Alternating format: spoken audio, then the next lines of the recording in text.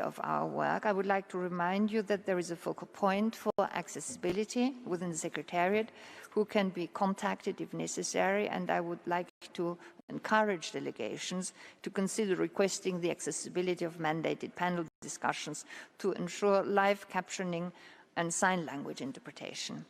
In addition, delegations are requested to upload their oral statements in Word so that they can be accessible to persons with disabilities. Please note the speeches uploaded in non-accessible format will not be posted on the extranet. I also wish to emphasize that the United Nations, including the Council, has a zero tolerance to any form of harassment, including sexual harassment, and that in this context, the Director General has pledged to implement the Code of Conduct meant to prevent harassment, including sexual harassment, at UN events here in Geneva, and that I have appointed a gender focal point to assist with the implementation in the Council. Any and all complaints will be dealt with promptly. We encourage reporting of any incident directly to UNO security officers. Furthermore, I cannot stress enough that maintaining a safe space for the active participation of representatives of civil society and national human rights institutions is not only part of the mandate of the Council, but is also our common interest. As President of the Council, I assure you that I will follow up on all allegations that I receive concerning acts of reprisal and intimidation that are carried out in connection to the Human Rights Council, its mechanisms and procedures. I call on everybody to take all necessary measures to prevent and ensure adequate protection against such acts. I thank you for your cooperation and for ensuring that this Council is a safe environment for all. Ladies and gentlemen, Your Excellency, it is now my pleasure to open Agenda Item 2, entitled Annual Report of the United Nations High Commissioner for Human Rights and Reports of the Office of the High Commissioner and the Secretary General. This agenda item will remain open throughout the session. It is a great pleasure and honor to invite the High Commissioner for Human Rights, Mrs. Michelle Bachelet, to present her annual report and to give us an oral update on the human rights impact of the COVID-19 pandemic in accordance with the President's statement on this subject, PRST, /43/1. Let me remind you that the interactive dialogue on the annual report is scheduled to begin this afternoon, and having spoken for a very long time now, it is my pleasure to hand over the floor to the High Commissioner.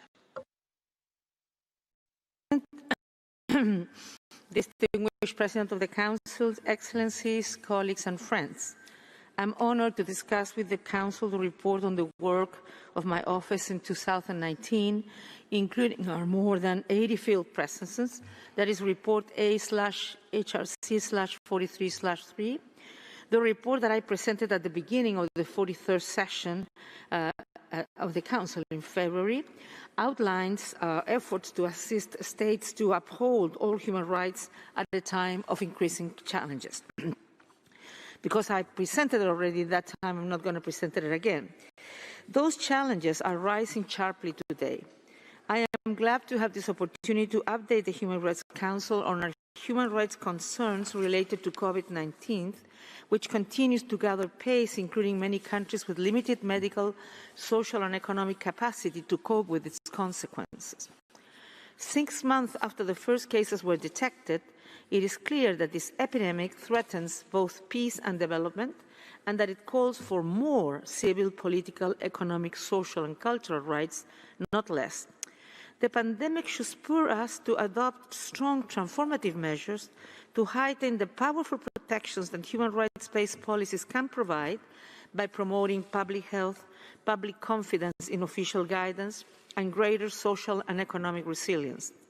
It urgently calls for leadership grounded in clarity, evidence, and principle to protect the most vulnerable members of society and to address the profound inequalities that are accelerating the pandemic's incidence and impact. Wherever they exist, disaggregated data indicate that members of racial and ethnic minorities and indigenous people are both more likely to die of COVID-19 and are hit the hardest by its socioeconomic consequences. This is particularly true of people of African descent, who across every area of the Afro-descendant diaspora continue to face unequal education, inadequate services and access to healthcare, and intersecting forms of structural discrimination that put them on the front lines in so-called essential jobs that deepen their vulnerability. Indigenous people are also particularly vulnerable. Inadequate access to healthcare and other key facilities exacerbates the risk from the pandemic, while the absence of disaggregated data hinders the adoption of tailored measures to address their needs. It is time for this neglect to end. I note that pandemic response plans in Australia and Costa Rica laid out specific efforts to protect the health of indigenous people, while Panama is implementing a long-term project to improve basic services and infrastructure, including healthcare in its 12 indigenous territories. The Russian Federation has reported that it is using remote technologies to improve medical services for indigenous nomadic groups in the context of the pandemic.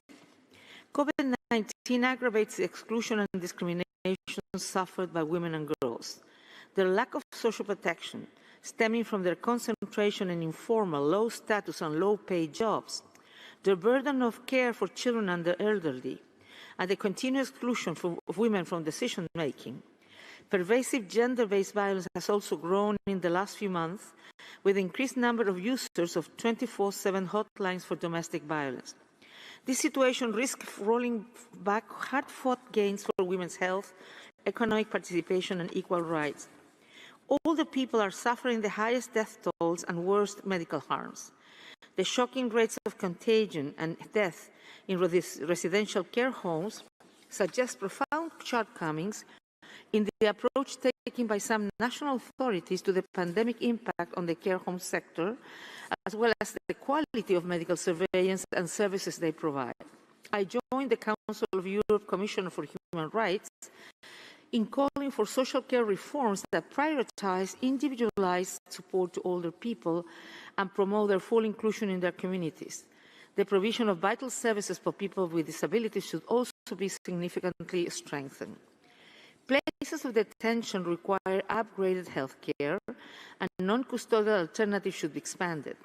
I welcome action taken by numerous governments to enable the release of tens of thousands of prisoners in line with our calls to address contagion and overcrowding. I urge a stronger focus on releasing women and children who are deprived of their liberty in light of the low numbers released globally, as well as action to uphold foreign detainees' rights to consular assistance. The pandemic is also likely to generate profound and long-lasting impacts on children. UNICEF has reported that unless there is urgent action to protect families from the economic impacts of the pandemic, the number of children living below national poverty lines could increase by 15% in 2020, reaching 672 million. The World Food Programme estimates that the number of young children suffering acute malnutrition could increase by 10 million this year. Disruption to schools and training programs heightens the risk of the poorest children falling behind and increases children's exposure to the threat of domestic violence, child labor, child marriage, and female genital mutilation. We're also seeing signs of a surge in online sexual exploitation of children. The closure of training programs, higher education, and jobs also creates heavy burdens on young people under the age of 25. Globally, over 75% of young people work in informal jobs, often in very hard-hit sectors, such as restaurants and entertainment services. This will have a profound impact on many countries, as well as on migration trends. Young people under the age of 30 account for around 70% of international migrant flows. Already the pandemic's interlocking health, socioeconomic, and protection impacts are deepening the suffering of migrants. In particular, many migrants are detained and overcrowded and in unsanitary centers such as in Greece, Honduras, Malaysia, and Panama, where they are at risk of infection, as well as forced return to fragile health systems. I'm dismayed by reports indicating that in many countries, members of minority communities and migrants face increasing stigmatization, including in some cases by officials. In Sri Lanka and India, members of the Muslim minority have been targeted by stigma and hate speech associating them with COVID-19. In Bulgaria, Roma people have been stigmatized as a public health threat, with some local authorities setting up checkpoints around Roma settlements to enforce lockdowns. In Pakistan, hate speech against religious minorities remains virulent. Stigmatization and threats against people presumed to be infected by COVID-19 have also been reported in Haiti, Iraq, and many other countries. In its urgent debate 2 weeks ago, this Council rightly highlighted the importance of principled and non-discriminatory policing in upholding human rights. I welcome the opportunity to intensify our work relating to justice for people of African descent and other discriminated communities at a time when people across the globe are demanding change, not just with regard to police violence. Too often, unjust and violent actions by law enforcement personnel reflects systemic racial discrimination that is deeply embedded in the institutions across society, and as recent events, including COVID-19, have shown, it is time for urgent and deep change in many states. Discrimination kills. Depriving people of their social and economic rights kills, and this death and harms damage all of society. COVID-19 is like a heat-seeking device that exposes and is fueled by systemic failures to uphold human rights. Without rapid and decisive national and international action, the pandemic will put an end to hopes to achieve the Sustainable Development Goals by 2030. Particularly in the world's poorest countries, the high toll of death and medical harms, massive loss of jobs, especially in the informal economy, disruption to education, rising food prices, and deepening poverty are likely to drive tens of millions of people into extreme poverty and doing a decade or more of development gains. The Secretary General has warned of an imminent global food crisis with long-term repercussions for hundreds of millions of children and adults. I urge all world leaders to grasp the vital importance of this moment and to take immediate action to support the work of multilateral institutions that are struggling to assist countries and people in this crisis. Across the world, COVID-19 is also being instrumentalized to limit people's rights to speak, to express opinion, and to participate in making decisions that affect their lives. In the Russian Federation, China, Kosovo, Nicaragua, and many other countries, I note reports of threats and intimidation against journalists, bloggers, and civic activists, particularly at the local level, with the apparent aim of discouraging criticism of the authorities' responses to COVID-19. In each, I'm concerned by restrictions on freedom of expression, association, and peaceful assembly, including with respect to online discussion of the spread of COVID-19, as well crackdowns on civil society with asset freezes, intimidation and arrest targeting human rights defenders, journalists, political activists, and their family members. El Salvador's pandemic response had led to numerous reports of excessive and arbitrary enforcement of measures, as well as announcements that undermine the authority and independence of the country's institutions, disregarding rulings made by the Constitutional Chamber of the Supreme Court and legislation adopted by the Legislative Assembly. Censorship and criminalization of speech are likely to suppress crucial information needed to address the pandemic. I only respect for their rights, including the right to participate in transparent and accountable decision-making, will inspire people to trust the policies adopted by the governments. Harmful disinformation should be countered by efforts to provide credible, accurate information from authoritative sources and promote social media literacy. Journalists, human rights defenders, and civil society activists can assist the authorities to identify and resolve shortcomings in their COVID-19 responses, and crackdowns are not only unjust violations of their rights, they damage the effectiveness of policies to prevent and mitigate the impact of the pandemic. Madam President, it is vital that leaders maintain consistent, credible, and fact-based communication with the people they serve. I'm encouraged by the Republic of Korea's open and communicative approach to leaving no one behind in its response to the COVID-19 pandemic. The government acknowledged early on the need for comprehensive policies that reach the most vulnerable in Korean society, including older people, the homeless, the LGBTI community, and undocumented migrants. I commend the authorities for exempting medical institutions from reporting the undocumented migration status of their patient and for recently enabling anonymous testing after issues which resulted in increased stigmatization of LGBTI people. I encourage consideration and swift adoption of a comprehensive anti-discrimination law building on the lessons learned from its response to the pandemic. In contrast, in Belarus, Brazil, Burundi, Nicaragua, Tanzania, and the United States, among others, I'm concerned that statements that deny the reality of viral contagion and increasing polarization on key issues may intensify the severity of the pandemic by undermining efforts to curb its spread and strengthen healthcare systems. Madam President, COVID-19 is deepening local and regional threats to peace. People in states where health and essential services have already been devastated by conflict and crisis are acutely vulnerable to the pandemic's multidimensional harms. I reiterate my call for the easing or suspension of sectorial sanctions in order to ensure that medical care and aid is accessible to all, and I reaffirm my strong support for the Secretary-General's call for a global ceasefire to enable effective pandemic action. In Yemen, armed clashes continue across the country, despite initial encouraging responses to the Secretary-General's call for a ceasefire. The current rapid spread of COVID-19, as well as cholera, malaria, and dengue fever, make it imperative to allow unhindered delivery of humanitarian aid. The very high rates of severe complication and death from COVID-19 reflect the widespread destruction of Yemen's health and sanitation infrastructure and the poverty and vulnerability of civilians generated by 5 years of conflict. Many health workers in the country have no protective equipment, according to reports, and most are receiving no salaries. My office has also verified cases of intimidation and arrest of people suspected of having COVID-19 and health workers who discussed the epidemic in the north. Access to humanitarian assistance is also of critical importance in Syria, where healthcare centers repeatedly bombed during almost a decade of war could be swiftly overwhelmed. OSHA estimates that 80% of people in Syria live below the poverty line, and the World Food Programme has already documented rising food insecurity. Continued and increased cross-border access is essential, and I urge extension of the authorization of cross-border aid by the Security Council, as well as the reopening of the Al Arabiya border.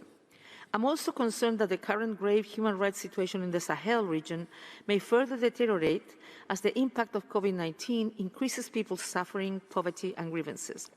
Already armed extremist groups are strengthening their influence over local communities in central and northern Mali, northern Burkina Faso, and parts of the Lake Chad Basin. Several communities in Burkina Faso and central Mali have created armed community-based groups, in some cases with the support of state authorities, with growing reports of their involvements in killings, abductions, forced conscription of children and adults, and extortion. Increasing human rights violations by the armed forces have also been documented in several countries, and displacement is rising sharply across the region, heightening people's vulnerability to the contagion to COVID-19. I urge all G5 states to step up efforts to ensure accountability for allegations of human rights violation by security forces and to strengthen as much as possible the presence of civilian authorities and the provision of services. The Office will continue to strengthen our field presences and our work with the compliance framework of the G5 Sahel Joint Force. In South Sudan, COVID-19 could further heighten the extreme vulnerability of its population. Many, if not most, South Sudanese do not benefit from adequate healthcare systems, as a recent report by my office confirmed. In addition, the slow pace of implementation of the revitalized peace agreement, including the appointment of governments and failure to address root causes, put the country at significant risk of renewed generalized violence. Community-based militias and self-defense groups are being armed with military-grade weapons and used as proxy fighters by all parties, and these localized and intercommunal attacks are already causing very high numbers of casualties. Haiti, where almost 60% of the population lives under the poverty line, is a clear example of countries where, after years of crisis, the socioeconomic impact of COVID-19 is likely to be devastating, further fueling social grievances, criminality, and unrest. Zimbabwe is yet another country where COVID-19 exacerbating severe challenges. Last month, 3 women from the main opposition party were reportedly abducted and tortured in the context of enforcement of COVID restrictions and were later charged with false allegations and incarcerated. However, recent decisions by the country's courts could indicate a pathway towards greater justice and a more sound foundation of governance. This includes rulings that the government must make provisions for access to water as a right and must provide protective equipment to frontline workers, that people with disabilities have a right to information about the pandemic in accessible formats, and that law enforcement must respect human rights and the work of journalists while enforcing lockdown measures. Action in this direction could help build a new and transformative path for many countries. Excellencies, the pandemic is not over again. Yesterday, Dr. Tedros said the worst is just to come. So we need to continue working together to defeat the pandemic and its health and socio-economic consequences, to ensure that the suffering of people is ended as swiftly as possible, and to enable effective recovery. Policies must address the inequalities and protection gaps that have made society so vulnerable. They must look ahead, strengthening human rights protections to prevent such crises in the future. The Secretary-General's call to action for human rights is a strong and principled framework for coordinated action to realize a rights-based recovery, including the human rights to a healthy environment. The European Commission's proposal for a multi-year response to the pandemic that tackles action for renewable energy together with public health and socio-economic support, committing to leave no one behind, is an example of sound leadership. I know that in some countries the recession sparked by the pandemics is already leading to calls by industries for regulations to be relaxed, including in sectors where human rights abuses are often reported. Such calls should be resisted. We need to build a new economy that is environmentally sustainable, equitable, fair, and inclusive. I encourage all states to ensure that economic aid and stimulus packages for businesses stipulate that beneficiary companies should follow the UN Guiding Principles on Business and Human Rights. This conditionality has already been included in business aid measures adopted by Denmark. The pandemic and its impact must be addressed with coordinated and global work, including for a vaccine, which must be viewed as a global public good. A person's wealth, gender, or migration status should not determine accessibility to a vaccine that may save individual lives, but also the future of economies and societies.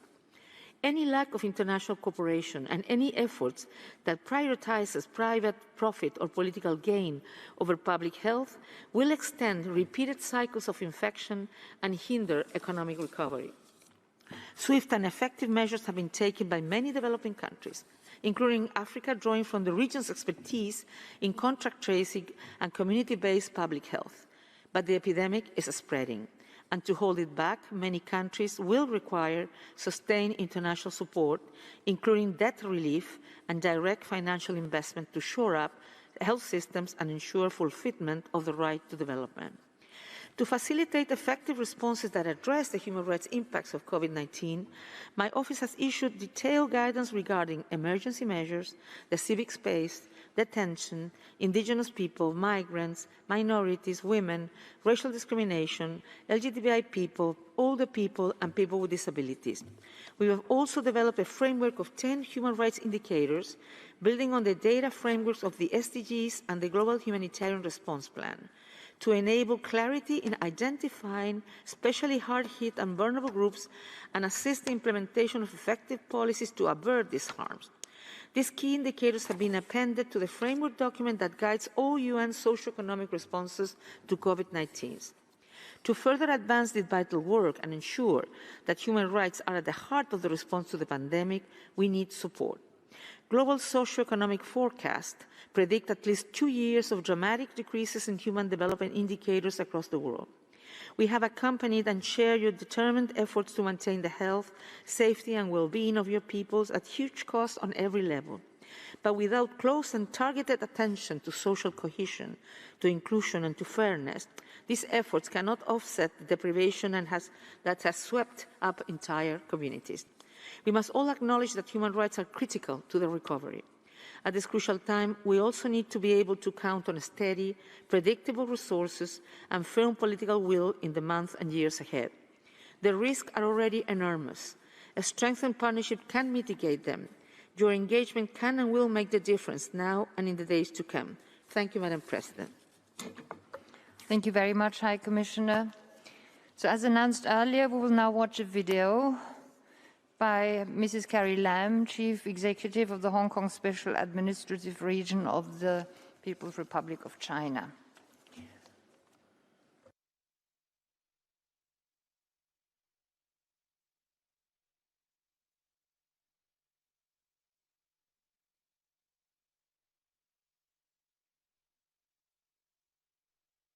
Madam President, as Chief Executive of the Hong Kong Special Administrative Region of the People's Republic of China, I welcome this opportunity to state our position on the enactment of national security legislation for the Hong Kong Special Administrative Region. National security is invariably under the purview of the central authorities, be it in China or any other countries. In all countries, the power to legislate on national security rests solely with the central government. Hong Kong is an inalienable part of China, a special administrative region enjoying a high degree of autonomy, which comes directly under the central government. As an exceptional arrangement under the policy of one country, two systems, the basic law governing the two special administrative regions of Hong Kong and Macau obliges the SAR to enact local legislation on its own to safeguard national security. Macau has successfully completed this task in 2009. Hong Kong, after a failed attempt in 2003, has not been able to fulfill its constitutional duty. For the sake of not only the 7.5 million Hong Kong residents, but also the 1.4 billion people in the Chinese mainland, the question of how long we could tolerate such a gaping hole in national security has to be asked and answered. Legislation to safeguard national security is now urgently needed. Since last June, Hong Kong has been traumatized by escalating violence fanned by external forces. The threats of terrorist acts posed by illegal possession of explosives and firearms and the horrible manners faced by innocent Hong Kong people were recapped by my senior police colleague Oscar Kwok and a prominent businesswoman Pansy Ho, respectively, when they spoke at this forum in March this year and September last year.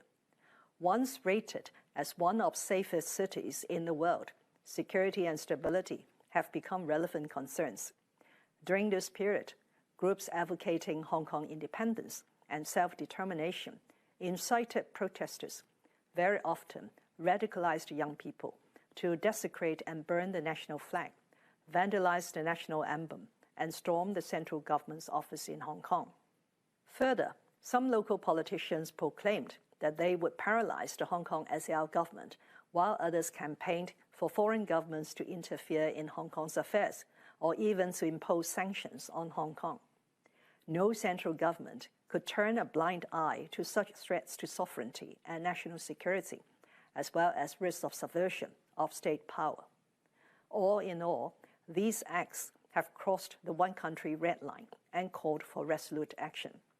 As the highest organ of state power in China, the National People's Congress has the constitutional power and the duty to enact national security legislation for the Hong Kong SAR. The national law to be enacted has taken into account Hong Kong's actual situation and will be applied in Hong Kong by way of promulgation in accordance with the Basic Law. The legislation aims to prevent, curb, and punish acts of secession, subversion of state power, terrorist activities, and collusion with foreign or external forces to endanger national security. These crimes will be clearly defined in the law. It will only target an extremely small minority of people who have breached the law, while the life and property, basic rights and freedoms of the overwhelming majority of Hong Kong residents will be protected. The legislation upholds important legal principles such as presumption of innocence and protection of the rights of the suspect. It will have no retrospective effect. Except in rare specified situations, the Hong Kong SAR shall exercise jurisdiction over offences under the law. Investigation, prosecution, and adjudication will be undertaken by the Hong Kong Police and the Department of Justice of the Hong Kong SAR government and the independent judiciary, including that of final adjudication. The law will not affect Hong Kong's renowned judicial independence. It will not affect legitimate rights and freedoms of individuals, which are protected under the Basic Law and relevant international covenants applied to Hong Kong. They include, among others, the freedom of speech, of the press, of assembly, of demonstration, and of procession. In short, the legislation will not undermine one country, two systems, and Hong Kong's high degree of autonomy. Hong Kong is a free and diversified society.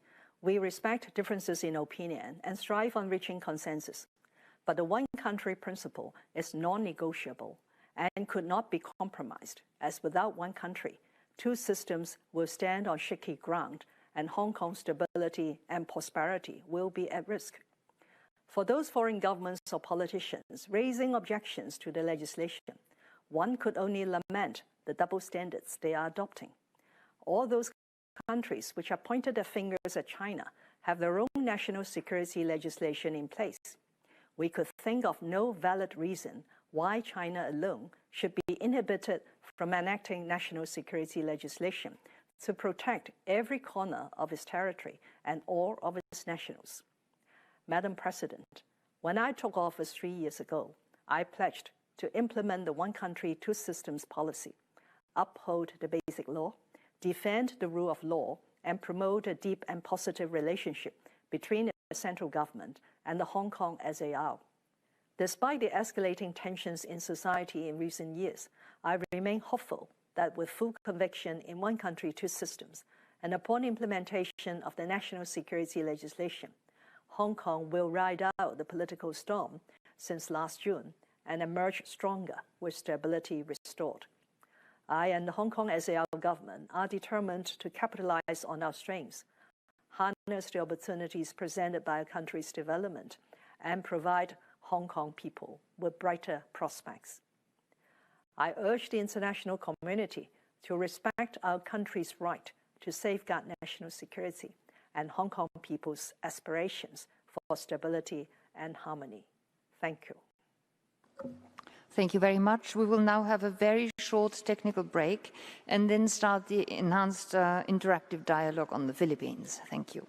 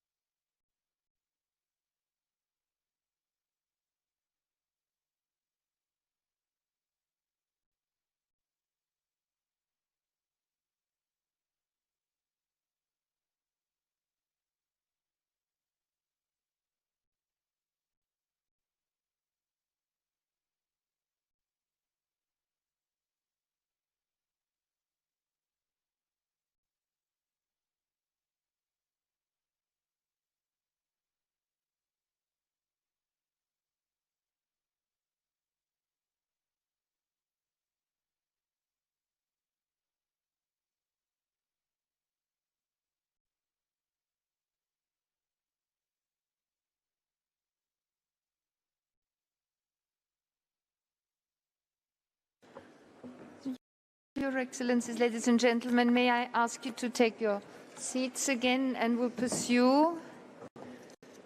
We have a small technical problem in that we can't show the list of speakers yet on the screen, but I will announce 2 or 3 speakers ahead each time, and I hope that technicians will be able to sort it out very quickly.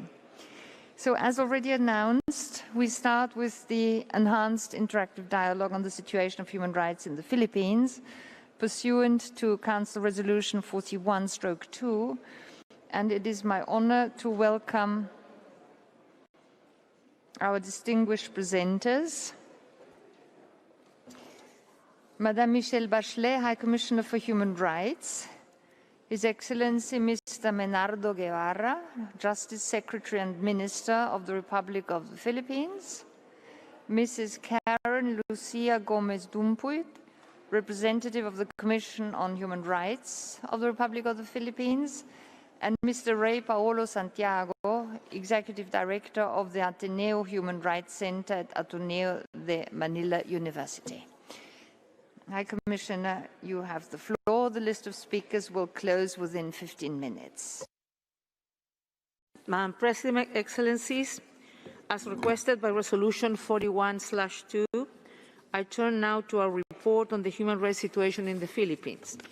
Let me begin by thanking the government for its cooperation, including written submissions and several meetings with my office in Bangkok and Geneva.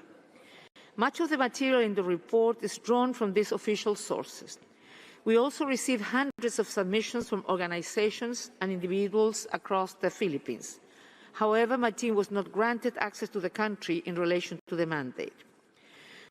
The findings of the report are very serious. Laws and policies to counter national security threats and illegal drugs have been crafted and implemented in ways that severely impact human rights. They have resulted in thousands of killings, arbitrary detentions, and the vilification of those who challenge the severe human rights violation. The report finds that more than 248 human rights defenders, lawyers, journalists, and trade unionists were killed between 2015 and 2019. This includes a large number of environmental and indigenous people rights defenders. Human rights defenders are routinely smeared as terrorists, enemies of the state, and even viruses akin to COVID-19.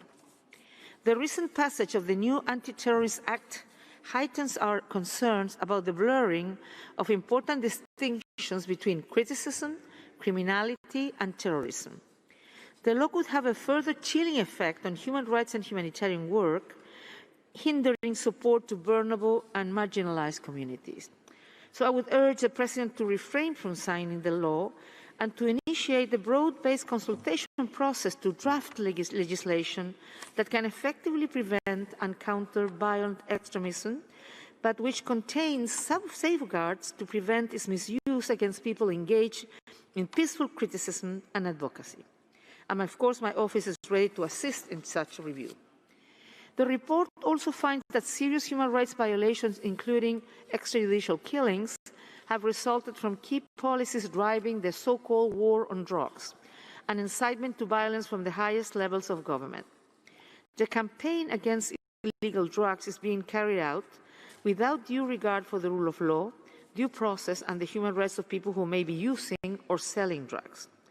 The report finds that the killings have been widespread and systematic, and they are ongoing. We also found near total impunity, indicating an unwillingness by the state to hold to account perpetrators of extrajudicial killings. Families of the victims, understandably, feel powerless, with the odds firmly stacked against justice.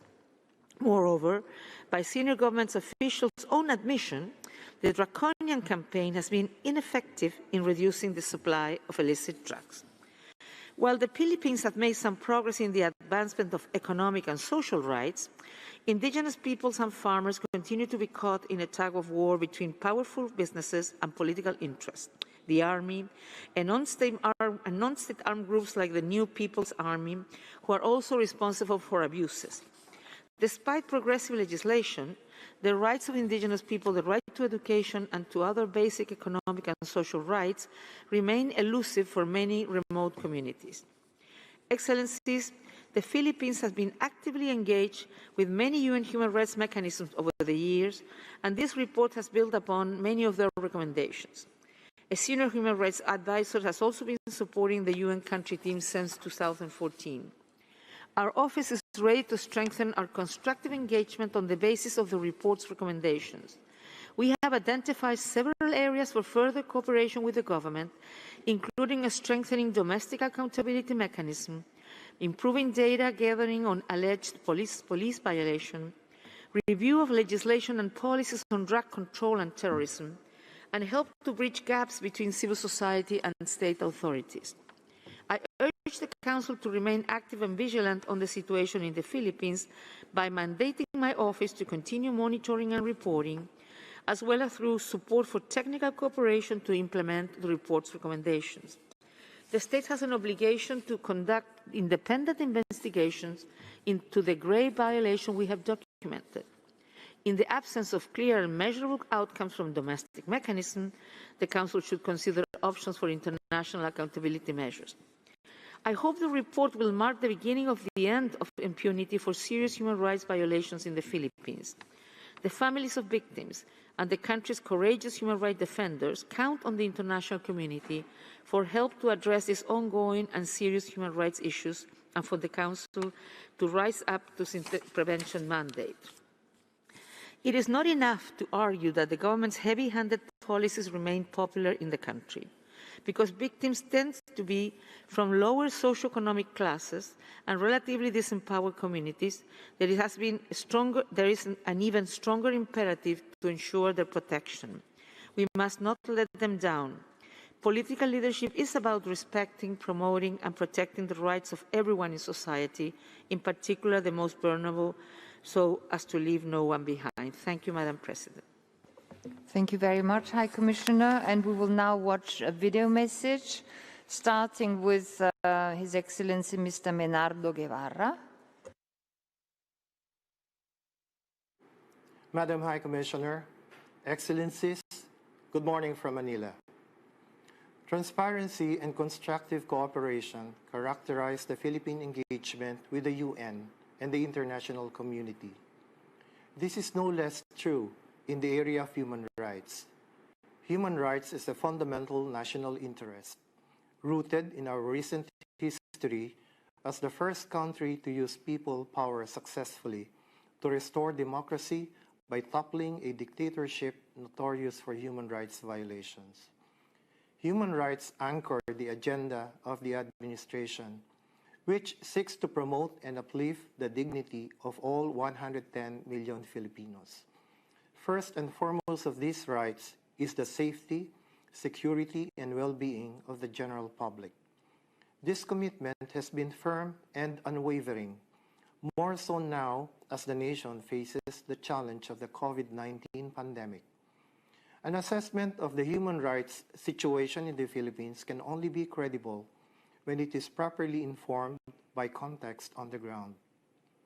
Like many governments, we face problems that heavily bear upon efforts to improve the lives of our people and secure their future. These include drugs, corruption, criminality, and terrorism. We cherish our newly won, hard-fought democracy, so we are deeply concerned about the inroads made by the drug trade in the subversion of democracies. Our democracy and legal institutions ensure that the national response to these problems, even the gravest of them aimed at democracy, are always within the law and in full respect of human rights. Excellencies, our President ran and won on a campaign promise of a drug-free Philippines, where our people are safe and their rights protected. The President has discharged this mandate faithfully. After 4 years, the President and his anti-drug campaign enjoy the strong and widespread support of our people. As a democracy, we must continue on a path that has the public's unflagging support. A monitoring mechanism called Real Numbers PH ensures public transparency and full accountability in this campaign. It accounts for and publishes evidence-based outcomes of the campaign across 42,046 villages across the country, as well as figures on law enforcement actions and drug-related cases in the courts. Our government has also conducted briefings and dialogues with the representatives of the diplomatic community in the Philippines on human rights issues of concern to them, the aim being to provide more transparency and better appreciation of such issues. Further briefings are planned. We have also established an interagency panel chaired by my office that is conducting a judicious review of the 5,655 anti-illegal drug operations where deaths occurred. The Philippine National Police is obliged by its internal mechanisms to conduct motu proprio investigations, whether or not there are complainants, on all law enforcement operations that result in deaths and take action on this basis. This review panel, external to the Philippine National Police, reevaluates these cases and examines the propriety of reinvestigating them or filing appropriate charges against erring law enforcement officers. The panel intends to engage affected families, provide them with legal options and assistance in criminal prosecution of law enforcers who have overstepped legal bounds in their operations. It will present a report on its work by the end of November of this year. This review mechanism will not only reinforce accountability on the drug campaign, it will tighten the web of existing mechanisms to prevent cases of impunity, including the Interagency Committee on Extralegal Killings and Forced Disappearances, Torture, and other grave violations to life, liberty, and security of persons. I chair this mechanism and have worked closely with the CHR and the university-based think tank to improve its institutional capabilities.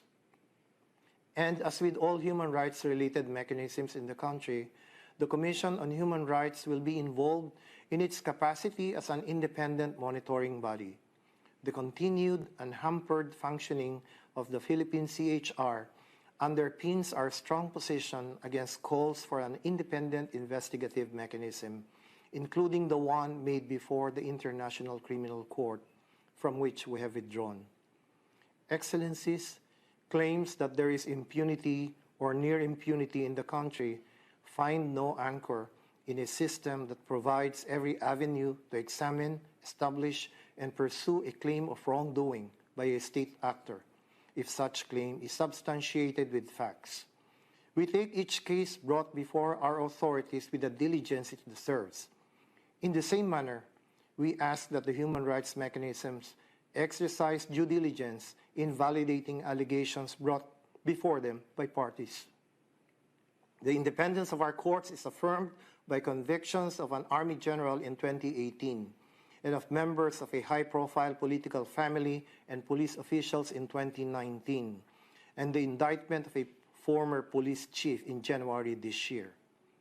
Excellencies, the government has been sincere in fully engaging all stakeholders, the international community and the UN, including the OHCHR, on human rights issues. We intend to broaden positive engagement with the UN system, including through an expanded cooperation framework and stronger platform of partnerships, which we are discussing with the UN Resident Coordinator in the Philippines. We are pursuing these directions in line with the government's determination to protect the public, shield democracy, and promote the human rights of every Filipino. Thank you. Thank you very much. And the next speaker is Mrs. Karen Lucia Gomez-Dumpit. Madam President, distinguished members of the Human Rights Council and the High Commissioner for Human Rights, as the world endures the impact of the pandemic, it is our privilege and duty to speak before you today. The Commission on Human Rights welcomes the report on the human rights situation in the Philippines. We consider government's engagement with the OHCHR as a sign of greater cooperation with independent mechanisms, and we acknowledge its response, but regret the public rejection of the conclusions and recommendations. We share the view that while the climate of impunity can be traced from the failure to fully address past human rights violations, present attitudes and behavior towards human rights have been conditioned by harmful rhetoric of inciting hatred, vilifying legitimate dissent, and incentivizing violence, allowing impunity to acutely persist today. There is a continuing obligation for the state to end impunity, pursue social justice, and uphold the dignity and human rights of all.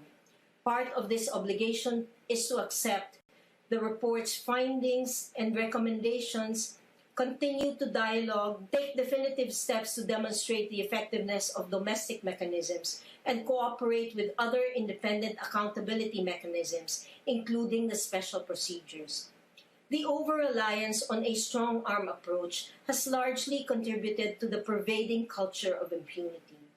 To improve the human rights situation, the Philippines must change course, guided by the human rights-based approach to democratic governance. Government must translate these recommendations into concrete actions and establish a timeline to deliver results in the short and medium term. The CHR therefore recommends the following. Immediately halt the harmful rhetoric from the highest levels of authority. Communicate clear messages to frontliners who deliver the promotion and protection of human rights on the ground. Adopt a language in policy and practice respectful of democratic institutions and processes, including the media, for its role to inform and stimulate public debate. Allow full cooperation of the Philippine National Police, the Internal Affairs Service, and other government agencies with the CHR to enable investigations into human rights violations, including the killings that have plagued the anti-drug campaign. Enable accountability mechanisms to fulfill the rights to truth, access to justice, and effective remedies for all victims. Account and locate each and every killing and other human rights violations in the justice system. Provide effective protection for victims, whistleblowers, and witnesses, and prosecute all perpetrators. Provide direct and adequate assistance to all victims of the anti-drug campaign and families left behind. Accelerate the decongestion program to alleviate the condition of persons deprived of liberty. Guarantee transparency and report to CHR all incidents of deaths in custody. Revise the current legislative agenda to remove the reintroduction of the death penalty and the proposal to lower the minimum age of criminal responsibility. Establish the National Preventive Mechanism as the Commission is ready to accept the designation with civil society representatives and reconsider the enactment of the anti-terror bill to include stronger human rights safeguards. We ask the Human Rights Council and the international community to support the technical cooperation between the government and OHCHR. For OHCHR to have the mandate to continue to monitor and report progress on the recommendations, and in the absence of timely and measurable outcomes, to consider options for other international accountability measures. The Commission stands together with the victims, disadvantaged groups, and human rights defenders in valuing the Council as a fulcrum of international discourse and cooperation for the protection of all human rights. This has encouraged us to defend our shrinking civic space and respond to human rights attacks on the ground. Your sustained focus will continue to provide protection for human rights defenders, amplify the voices of the victims as it presents government with the opportunity to take proactive strides in responding to human rights concerns in the country. To forge constructive dialogue and collaboration at home, we respectfully ask the Human Rights Council for this opportunity to remain open. Mabuhay at maraming salamat po. Thank you very much. And the next video comes from Mr. Rey Paolo Santiago.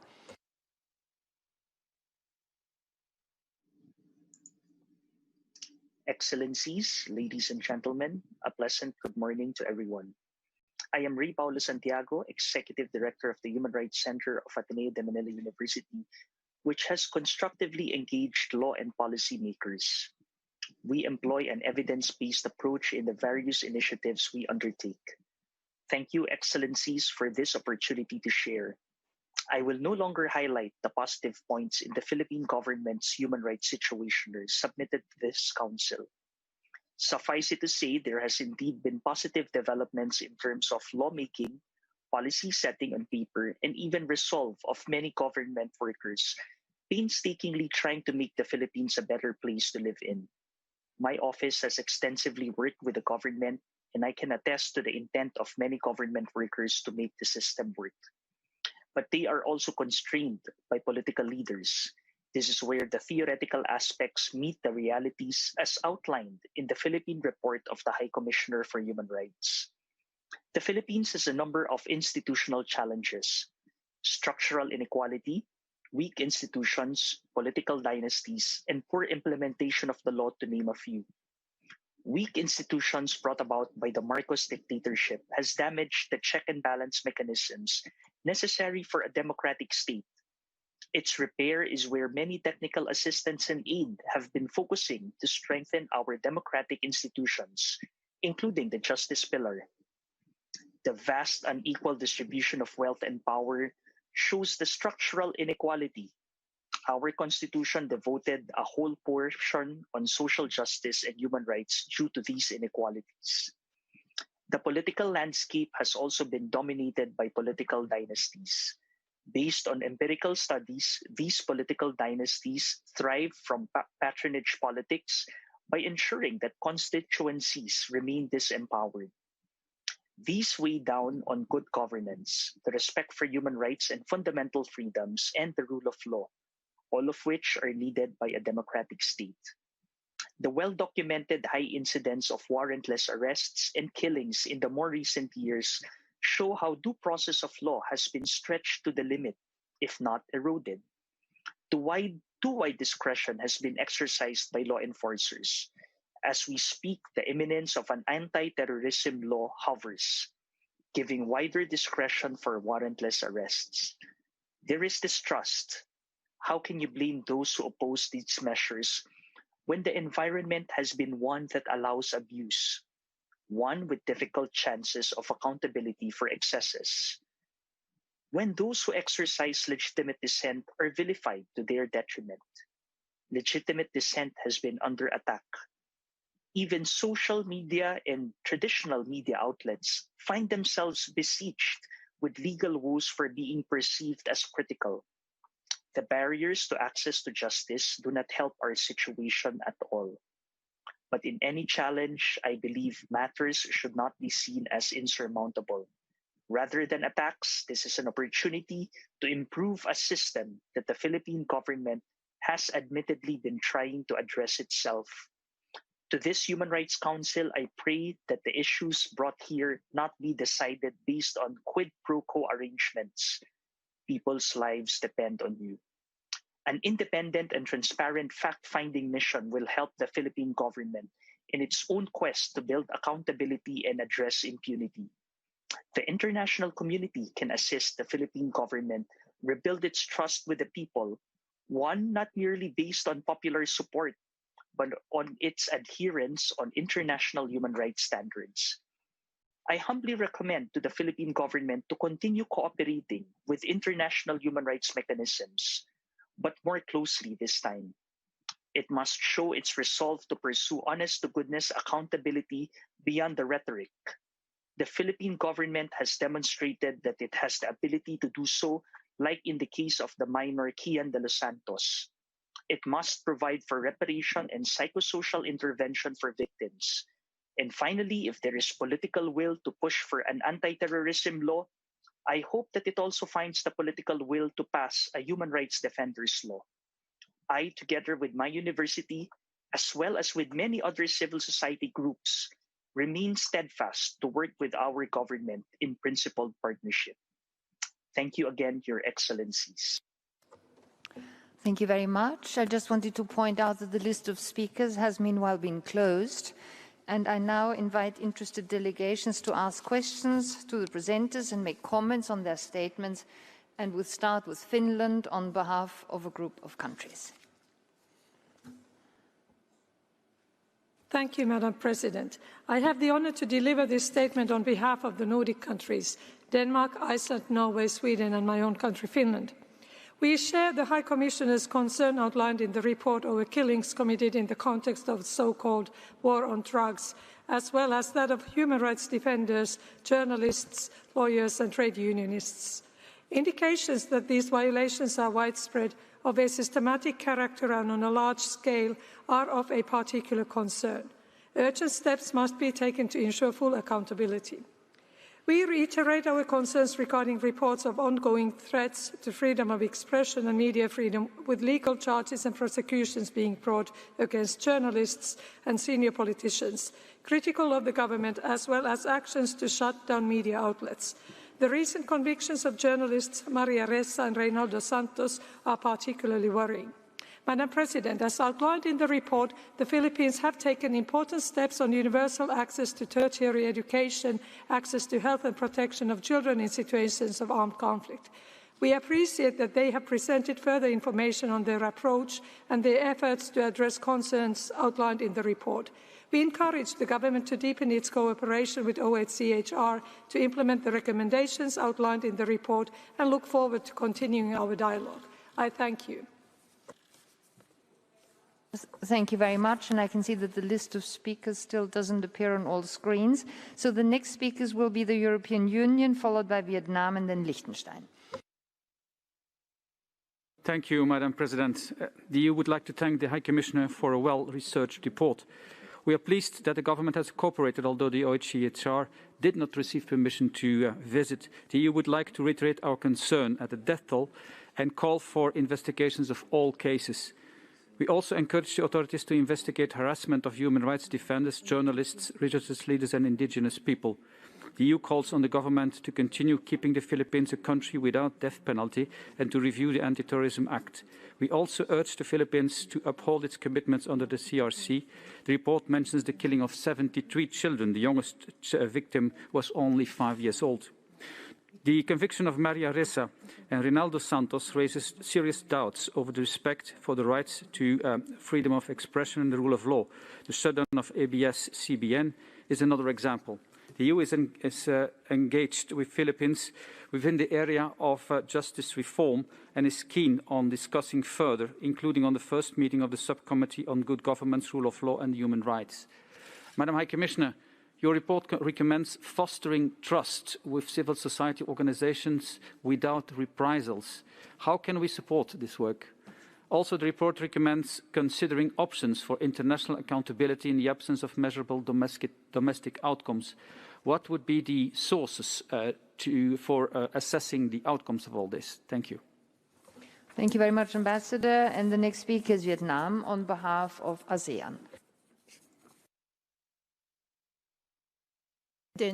I have the honor to deliver this statement on behalf of the ASEAN member states. We welcome efforts of the Philippines in providing information and discussing technical cooperation with OCHA and its sharing of the Philippine human rights situation. We note the information provided on technical cooperation with international partners, along with the NHRI and civil society, enhancement of the rule of law, and national accountability mechanisms. We are pleased to note the Philippines' readiness to engage OCHA in further strengthening national mechanism on addressing extralegal killings, creating a monitoring system to document human rights violations among police force, and setting up a platform to facilitate the monitoring of the implementation of human rights recommendations. ASEAN underscores the work of the Council must uphold and assist the role of states as primary human rights duty bearers. Efforts must be exerted to encourage all parties to avail of and exhort domestic accountability processes. ASEAN underscores the role of the Council in delivering, through constructive dialogue and cooperation, concrete and meaningful human rights impact on the ground. I thank you, Madam President. Thank you very much. And I pass the floor to Liechtenstein. Thank you, Madam President. Liechtenstein thanks the High Commissioner for her report on the situation of the human rights in the Philippines. We are appalled by the widespread and systematic killings related to the drug campaign carried out by the security forces of the government of the Philippines. The report suggests that according to official data, 8,663 people, among which 73 children, the youngest at the age of only 5 months, have been killed since July 2016, estimating that up to a triple of that number might reflect the reality. The report also verifies that killings of at least 208 human rights defenders, journalists, trade unionists, including 30 women, for the period between January 2015 and December 2019. Liechtenstein appreciates the last week's appeal of 23 UN special mandate holders calling on the human rights to establish an international investigation into the human rights situation in the Philippines. In this regard, we would like to recall the ongoing investigation by the International Criminal Court into the situation in the Philippines. We express our regret that the Philippines have left the Rome Statute while having been investigated. This shows that the government of the Philippines does not undertake all possible efforts to protect and prevent its population from the most serious crimes and combat impunity for the killings of the past 5 years. For this reason, we call upon the Human Rights Council to appropriately react to this situation. I thank you, Madam President. Thank you, Ambassador. And the next speaker is Canada. Thank you, Madam President. We thank the High Commissioner for her report. We're encouraged by the Philippines' openness to dialogue with the OHCHR, but regret that the High Commissioner was not invited to visit the Philippines in the course of its work. Canada is deeply concerned by the finding that drug campaign-related killings appear to be widespread and systematic in nature. We noted that some administrative measures have been imposed, including the dismissal of some police officers. However, misconduct and criminal action must also be addressed. Canada supports the report's call for prompt, impartial, thorough, and transparent investigations into all cases of death and alleged violations of human rights. We are also deeply troubled by the increasing criticism and intimidation of the press and the deliberate targeting of human rights defenders as well as journalists. In a democracy, human rights defenders and journalists must be able to do their work freely and without the fear of reprisal. Canada welcomes improvements in the protection of economic and social rights, such as agrarian reform, universal health care, and social assistance payments in the face of the COVID-19 pandemic, and calls on the Philippines to continue its work towards full and meaningful social, economic, cultural, and civic participation of people in their communities. High Commissioner, your report has identified a particularly alarming climate for human rights defenders, journalists, and trade unionists. In your view, how can the international community support the government of the Philippines to ensure that these vulnerable groups have access to effective legal remedies? Thank you, Madam President. Thank you, Ambassador. Next speaker is Belgium. Thank you, Madam President. Belgium fully aligns itself with the statement of the European Union. Thank you, Madam High Commissioner, for your report. Belgium welcomes the engagement of the government of the Philippines with the Office of the High Commissioner in the preparation of this report. We call upon the government to continue cooperating with the High Commissioner and to allow OHCHR to enter the country. Belgium also invites the Philippines to respond positively to outstanding requests for visits of special procedures. Belgium is shocked by the credible allegations of widespread and systematic extrajudicial killings and arbitrary detentions in the context of the campaign against illegal drugs. We call on the Philippines to ensure prompt, independent, and credible investigations. Those responsible for human rights violations must be held accountable. Your findings on the lack of adequate human rights safeguards in the national security legislative framework, the phenomenon of red tagging, and the intimidating and sometimes even lethal impact thereof on civic space and on human rights defenders are equally of great concern. Belgium calls on the Philippines to uphold its international human rights obligations. Thank you, Madam President. Thank you very much. And the next speaker is the United Nations Children's Fund. Thank you, Madam President. Children in the Philippines are indeed exposed to multiple risks and violations of their rights.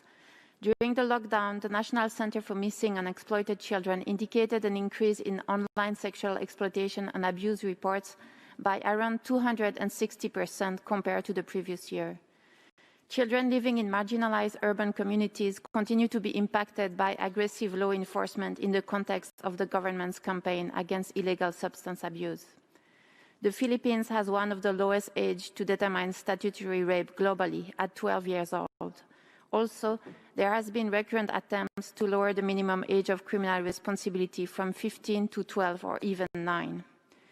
Despite the promulgation of Republic Act 11188 on the special protection of children in situations of armed conflict in 2019, reports on grave violations against children, including recruitment, killing, maiming, and attacks on schools remain frequent. Moreover, the anticipated promulgation of the Anti-Terrorism Act of 2020 risks to further jeopardize children's rights and make children more vulnerable to warrantless arrest and detention. In this context, we call on the government to bring its laws and practice in line with the Convention on the Rights of the Child, and we stand ready to support.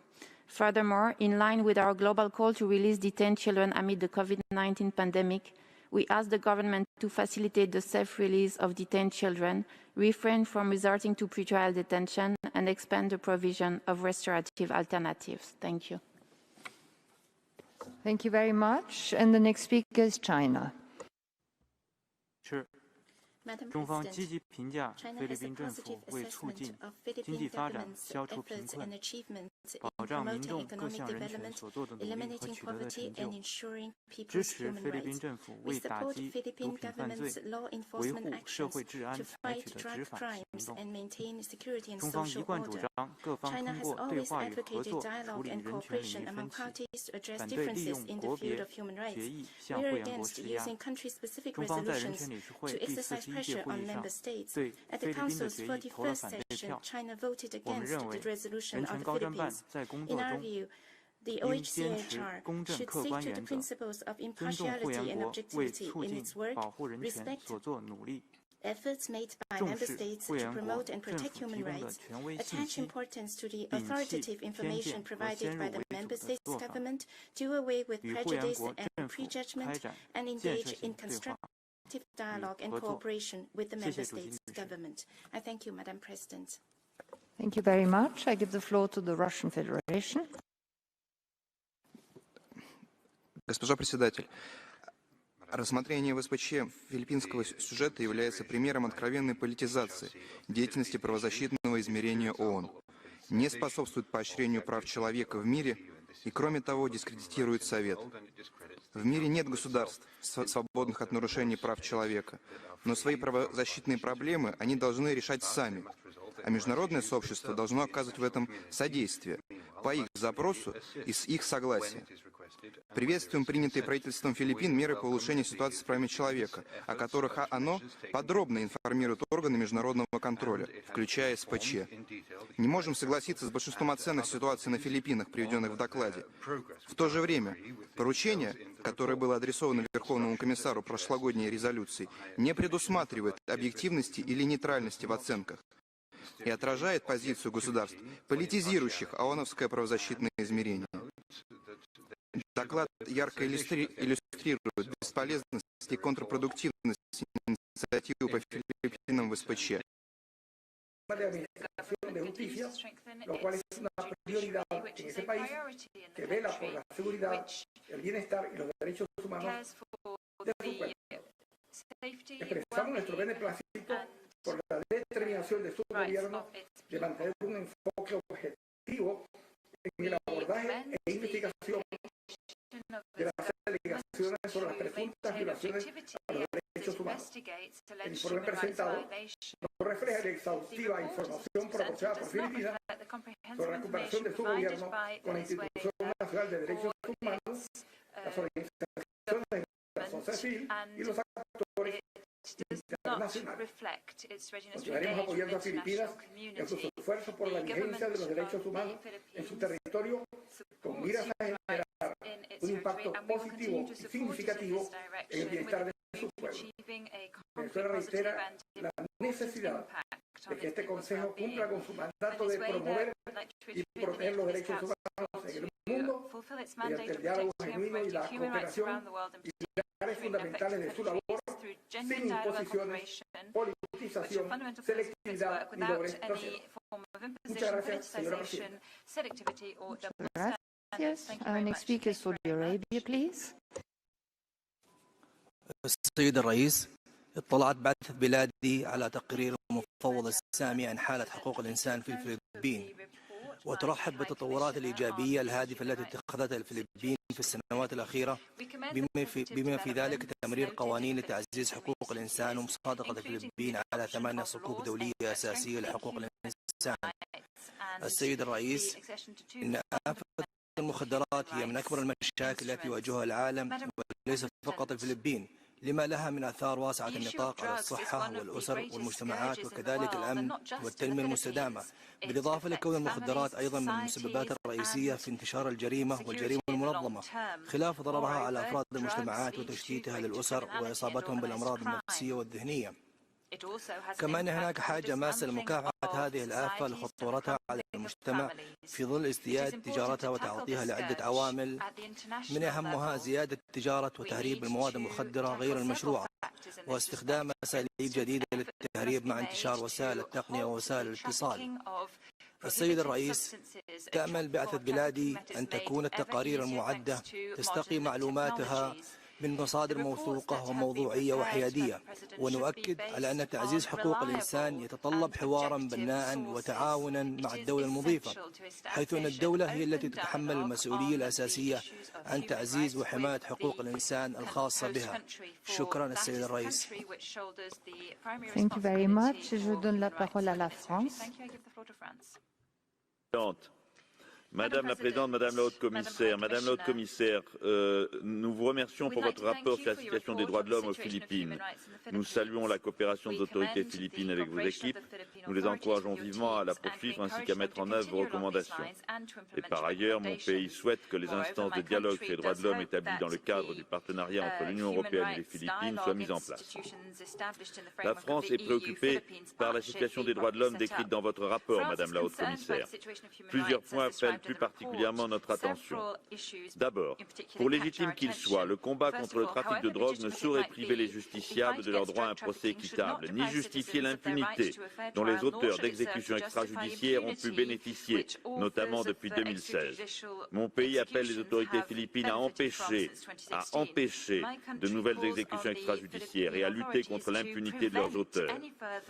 Par ailleurs, la restriction de l'espace de la société civile fait également l'objet de vives préoccupations, en particulier la poursuite de la procédure judiciaire concernant Maria Ressa et Reinaldo Santos, qui doit être conduite en toute indépendance et dans le respect des principes de l'état des droits, y compris les droits de la défense.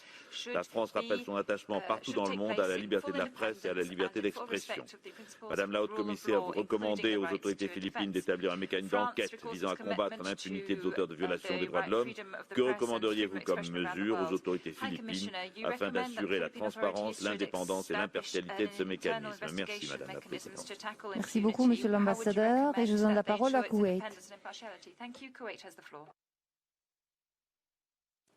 سيدة الرئيسة، اطلع وفد بلادي على التقرير المقدم من قبل مفوضة السامية للأمم المتحدة لحقوق الإنسان، وأخذ علم بما جاء في حالة حقوق الإنسان في الفلبين. هذا واطلع على الجهود التي بذلتها الحكومة الفلبينية والإجراءات المتخذة من قبلها لإرساء الأمن والاستقرار وحماية جميع الفلبين. لقد أخذ وفد بلادي علم بانفتاح الحكومة الفلبينية للعمل مع جميع الأطراف المحلية والدولية لمعالجة الادعاءات والمزاعم المتعلقة بانتهاكات حقوق الإنسان، وذلك على أساس الوقائع والبراهين وفي إطار سيادة القانون وإطار المساءلة الوطنية. ونحن ندعو مجلس حقوق الإنسان الموقر للسعي إلى دعم الآليات والعمليات المحلية وعدم تقويضها وبما يتماشى مع مبادئ القانون الدولي. وإن دولة الكويت ترحب بأنشطة التعاون التقني مع الشركاء الدوليين بما فيها تعزيز الآلية الوطنية تجاه مسألة القتل خارج الإطار القضائي وإنشاء مرصد لحقوق الإنسان وتطوير أداء مؤشر الجريمة وغيرها من أمور متبعة. نشجع مجلس حقوق الإنسان في التعاون بيننا بشكل أكثر في شأنها. ختاما يؤكد وفد بلادي أهمية استمرار التعاون التقني والبناء ما بين مكتب المفوضية السامية لحقوق الإنسان وحكومة الفلبين، والتي يدعوها إلى استمرارية الإبقاء على المشاركة المفتوحة والصريحة والفاعلة مع الأمم المتحدة وآليات حقوق الإنسان والمجتمع المدني بما يتضمن حالة حقوق الإنسان في الفلبين. شكرا سيدي. Thank you very much. And the next speaker is Sri Lanka. Madam President, we note Philippines' constructive engagement with the UN human rights mechanisms, including the OHCHR, notwithstanding its opposition to the country-specific resolution adopted by this Council. Madam President, Sri Lanka highlights that any action in the promotion and protection of human rights of a country should have the consent of that country, based on the principles of cooperation and genuine dialogue, and on the principles of universality, impartiality, and non-selectivity, which govern the work of this Council, as stipulated in GA Resolution 65251 and the IB package. In this context, we believe that the UPR is the appropriate mechanism to address the human rights situation of all countries in a uniform, objective, and constructive engagement, where countries could meaningfully and effectively contribute to the promotion and protection of human rights without discrimination. Madam President, in conclusion, we encourage this Council to engage in a positive dialogue with the Philippines, giving due regard to the tangible developments on the ground, as well as the cooperation demonstrated by the government. Thank you.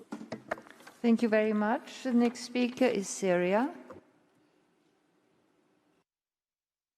الرئيسة يحيط وفدي علما بالتقرير المقدم حول الحالة في الفلبين، كما نحيط علما مع التقدير بالجهود التي تبذلها حكومة الفلبين لتعزيز وحماية حقوق الإنسان لمواطنيها وللحفاظ على النمو الاقتصادي الشامل في بيئة سليمة وآمنة لشعبها، وذلك على الرغم من التحديات التي تواجهها لا سيما المتصلة بمكافحة المخدرات والحفاظ على الأمن والاستقرار في البلاد ضد الجماعات الإرهابية المسلحة.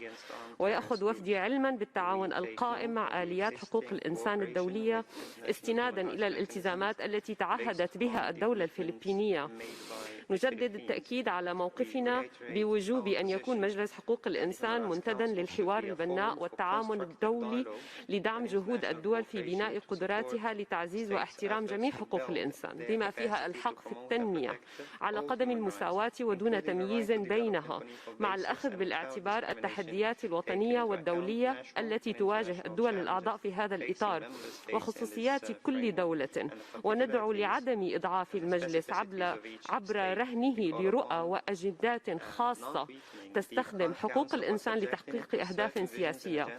وتدعو سوريا المجلس لمراجعة التوسع غير المسبوق في عمل الآليات الخاصة في ظل الأزمة المالية التي تواجه الأمم المتحدة، وذلك تعزيزا لعملية تفعيل كفاءة المجلس. شكرا. Thank you very much. And the next speaker is Australia. Thank you, Madam President.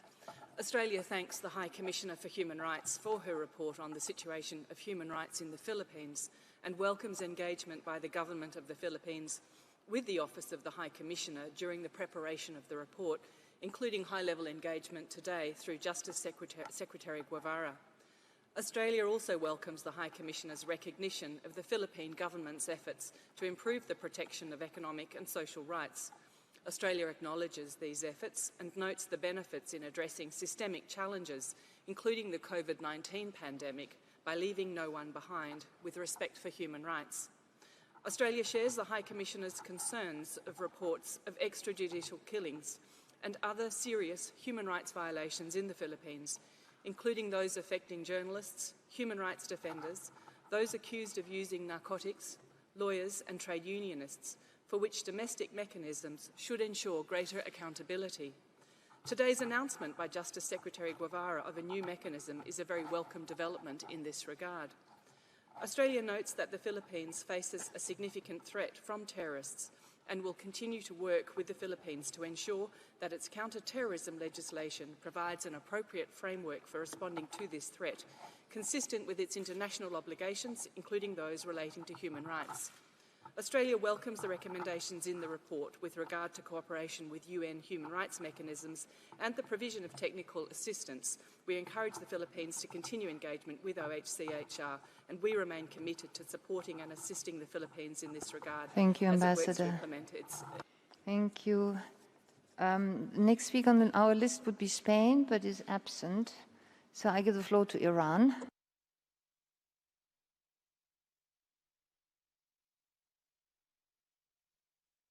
Thank you, Madam President. We take note of the report of the High Commissioner for Human Rights on the situation of human rights in the Philippines and welcome the government's constructive engagement with the OHCHR.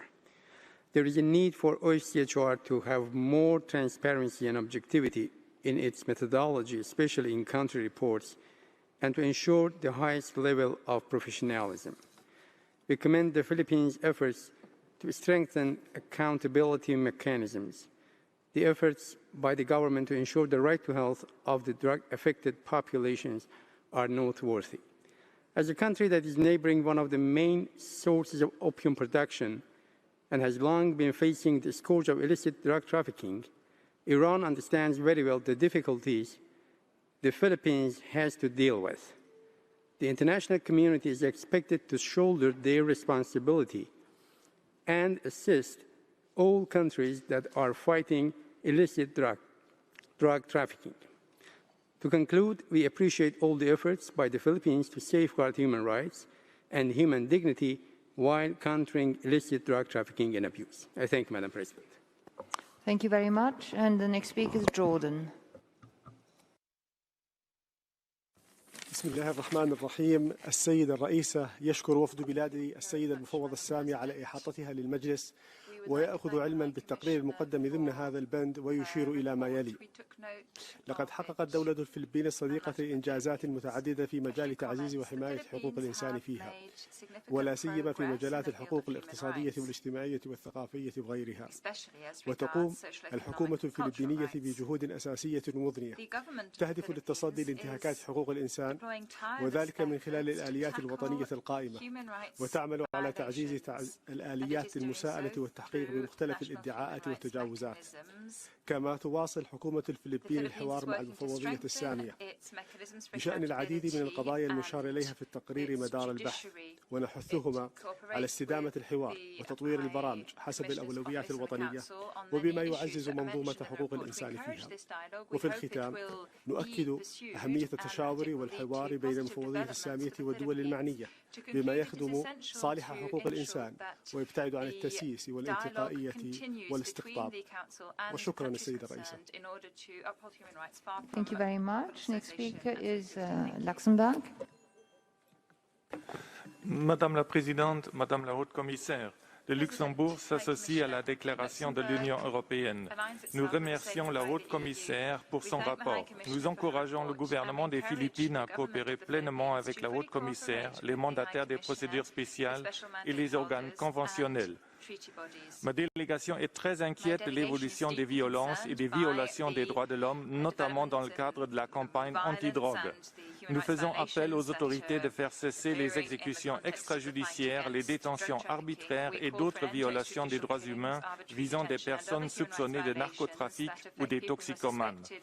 La décongestion des centres de détention dans le cadre de la lutte contre la pandémie de la COVID-19 est une initiative louable et nous encourageons le gouvernement de continuer de travailler dans cette direction. Nous estimons que la liberté d'opinion et d'expression en ligne et hors ligne sont des éléments essentiels de la démocratie. Nous nous inquiétons dès lors de la rhétorique néfaste qui est utilisée sur les canaux officiels et qui peut inciter à la violence. Nous déplorons en outre les condamnations récentes de Maria Ressa et de Reynaldo Santos. Nous encourageons les Philippines d'enquêter sur les meurtres des défenseurs des droits de l'homme, des journalistes et des autres personnes travaillant dans le secteur des médias. Je vous en remercie. Merci beaucoup, Monsieur l'Ambassadeur, and I apologize. I made a mistake. I should have called Belarus 2 speakers earlier. Ambassador, you have the floor. Госпожа председатель, Мы не перестаем обращать внимание Совета на контрпродуктивность принятия решений, которые не способствуют поощрению защиты прав человека на местах и только больше отодвигают перспективу в этом деле. К таким решениям мы относим и резолюцию о правах человека на Филиппинах, в соответствии с которой проводится этот интерактивный диалог. Мы внимательно ознакомились с докладом Верховного комиссара о положении в области прав человека на Филиппинах. Скажем кратко, мы сожалеем, что были отвлечены значительные ресурсы и время УВКПЧ на работу, которая не рассматривается нами в качестве очевидной и требующей внимания СПЧ. Мы приветствуем взаимодействие правительства Филиппин с УВКПЧ, в том числе по предоставлению информации для подготовки доклада. Не каждая страна в условиях конфронтационной резолюции готова пойти на такой шаг открытости. Беларусь вновь подчеркивает необходимость рассмотрения вопросов прав человека на основе взаимоуважительного диалога. Филиппины не согласились с принятой резолюцией, и это является для нас важным сигналом и показателем того, что резолюция бесперспективна и бесполезна. Поэтому выступаем за снятие вопроса о правах человека на Филиппинах с рассмотрения в СПЧ. Благодарю. Thank you, Ambassador, and again, apologies. I now give the floor to Indonesia. Thank you, Madam President. Indonesia associates itself with the statement of ASEAN. While we note the several challenges remain relating to the human rights situation in the Philippines, we welcome the Philippines' recent step to address these challenges. We take note of the Philippines' constructive engagement and cooperation with OHCHR, as reflected in several rounds of exchanges this year. Further, my delegation welcomes efforts by the government of the Philippines in improving rule of law and accountability mechanism at the national level, among others, through the strengthening of human rights safeguard within its national legal framework. Indonesia wishes to encourage the Philippines to continue in taking steps to further improve human rights situation on the ground. In this regard, we support the efforts of the Philippines to explore relevant areas of technical cooperation and institutional capacity building at the international level. As a fellow members of ASEAN, Indonesia stands ready to continue working closely with the Philippines to further promote meaningful advancement in the field of human rights. Indonesia also calls upon the international community to continue its constructive cooperation with and assistance to the Philippines. Thank you very much. Thank you very much, Ambassador, and I give the floor to the Lao People's Democratic Republic. Madam President, Madam High Commissioner, the Lao PDR allies itself with the ASEAN statement and express essential thanks to the High Commissioner for her report on the human rights situation in the Philippines. The Lao PDR takes note of the achievement made by the Philippines in the areas of human rights in the country, particularly through the economic and social inclusion policies with a view to reducing poverty, promoting social inclusion, and building stable conditions for sustained and inclusive economic growth. We are encouraged by the Philippines' continued engagement with the human rights mechanisms and treaty bodies to address claims or allegations of violation on the basis of facts. We also encourage the Council and the OHCHR to constructively engage with the Philippines and to support the government's ongoing efforts to further strengthen the rule of law and domestic accountability mechanisms so as to further protect the welfare and human rights of its people. Madam President, the Lao PDR would like to emphasize the importance of the principles of universality, impartiality, objectivity, non-selectivity, constructive international dialogue, and cooperation. These are core guiding principles ensuring effectiveness of the Human Rights Council. Therefore, they should be strictly observed. Thank you, Madam President. Thank you very much. And the next speaker is Japan. Japan takes note of the report of the High Commissioner. The international community should take a constructive approach to improve the human rights situation in the Philippines. On the situation of grave drug contamination in the Philippines, Japan highly values the strong commitment of the Philippines under the leadership of President Duterte to illegal drugs control as one of its highest priority issues, which is highly supported by the Philippine people. In this respect, Japan's position is as mentioned in our EOV last year at the 41st session of the Council.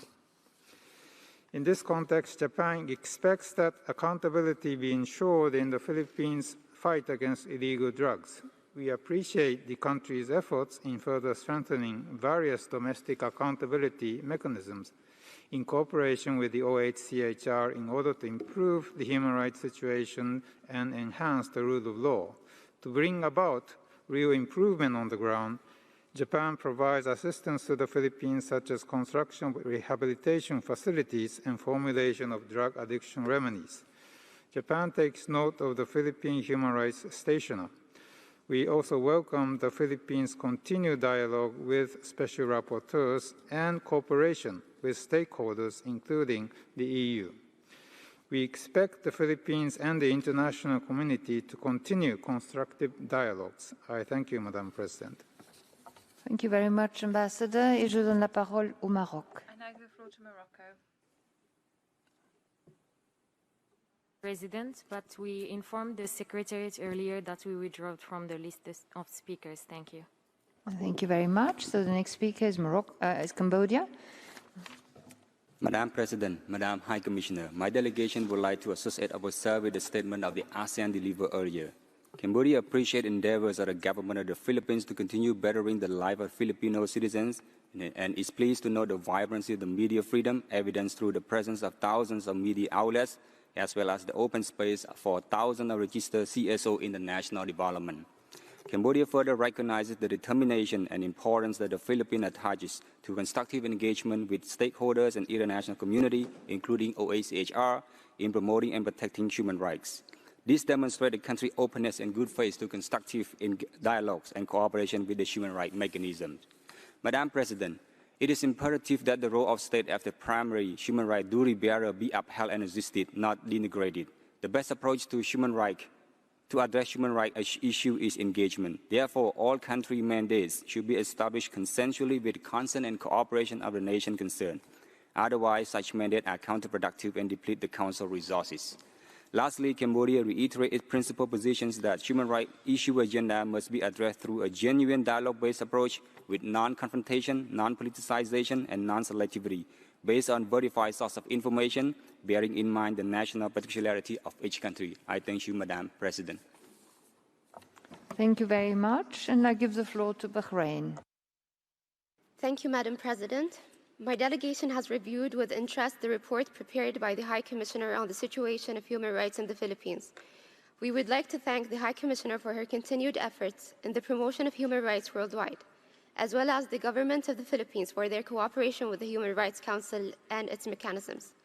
Madam President, the Kingdom of Bahrain commends the efforts deployed by the Philippines in the enhancement of the rule of law and domestic international accountability mechanisms. We pay tribute as well as to the efforts made by the government of the Philippines in combating terrorism and drug trafficking to ensure for its citizens a safe environment allowing them to enjoy their fundamental rights. Madam President, finally, my delegation encourages the government of the Philippines to enhance the cooperation with the international human rights mechanisms and the Office of the High Commissioner with the view to maintain a close collaboration between the two parties. Thank you, Madam President. Thank you very much. And the next speaker is Iraq. شكرا سيد الرئيس. إن المبدأ الأساسي لحقوق الإنسان في الأمم المتحدة هو أن تتحمل الدول المسؤولية القانونية والأخلاقية في تعزيز وحماية حقوق مواطنيها وفقا لالتزاماتها الدولية. ولدى مجلس حقوق الإنسان العديد من الآليات التي تساعد الدول في معالجة شواغل حقوق الإنسان مثل آلية الاستعراض الدوري الشامل دون أن تستغل بصيغة تحمل في طياتها جوانب سياسية. فهذا أمر يتعارض مع روح عمل هذا المجلس. أكد العراق في مناسبات عديدة على أهمية التأكد من مصداقية مصادر المعلومات التي تستخدم في التقارير الأممية وعدم الانتقائية والتحيز. كما أكدنا على ضرورة أن تعكس ردود الدول وتعاونها والتسهيلات التي تقدمها لأصحاب الولايات في التقارير ذاتها. ختاما نؤكد على ضرورة اتباع معايير موحدة تطبق على جميع الدول دون استثناء وأهمية التشاور مع الدول المعنية عند النظر في قضايا حقوق الإنسان في العالم. شكرا. Thank you very much. And the next speaker is New Zealand. Madam President, New Zealand welcomes the Government of the Philippines' substantive engagement with the Office of the High Commissioner for Human Rights in the preparation of this report. Firstly, New Zealand acknowledges the strong relationship between our two countries. We also recognise that the country faces a range of complex internal challenges, such as poverty, armed conflict, terrorism, and illegal drugs. However, responding to these challenges must be done in accordance with international human rights law. We are concerned by the report's findings that a heavy-handed focus on countering national security threats and illegal drugs has resulted in serious human rights violations. These include reports of extrajudicial killings and arbitrary detentions. New Zealand also continues to be concerned about the vilification, harassment, and killings of persons exercising their rights to freedom of expression, such as human rights defenders and journalists. We urge the Government of the Philippines to undertake effective, prompt, independent, and impartial investigations into all allegations of serious violations and abuses of international human rights law, and to hold perpetrators accountable. Finally, New Zealand would like to encourage the Government of the Philippines to cooperate with the United Nations system, including the Office of the High Commissioner, who is ready to constructively and concretely support the Philippines to promote and protect human rights. Thank you, Madam President. Thank you very much. And the next speaker is the Kingdom of the Netherlands. Thank you, Madam President. The Kingdom of the Netherlands aligns itself with the EU statement. High Commissioner, we thank you for the thorough report, and we fully support your analysis and recommendations. We welcome the constructive approach of the Philippines today to discuss the report and its follow-up. Human Rights Council members ought to live up to the highest human rights standards. We acknowledge recent steps taken by the Philippines to improve the human rights situation in the country, notably the laws that were passed to advance human rights, including on universal access to tertiary education and healthcare and sexual harassment.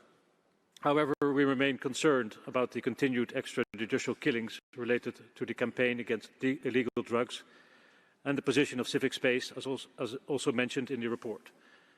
We therefore support the report's call to put an end to all extrajudicial killings and to empower an independent body to conduct prompt, impartial and transparent investigations into all cases of death.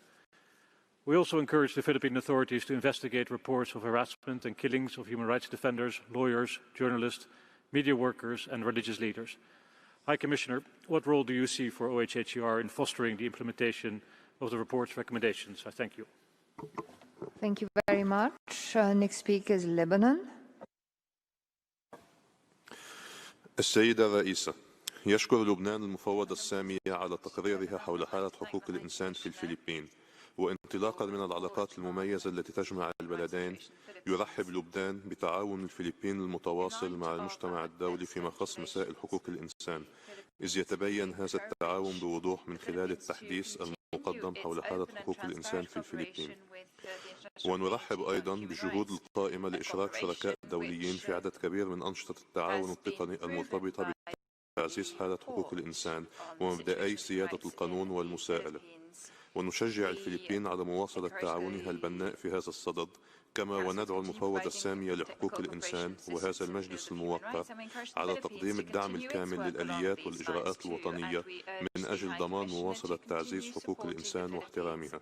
شكرا السيدة الرئيسة. Thank you very much. I give the floor to Austria. Thank you, Madam President. Austria fully aligns itself with the statement by the European Union. We thank the High Commissioner for her report and welcome the openness of the Philippines to engage in a dialogue with OHCHR during the preparation thereof. Preventing attacks against journalists and combating impunity has long been one of the priority issues of the Austrian human rights policy.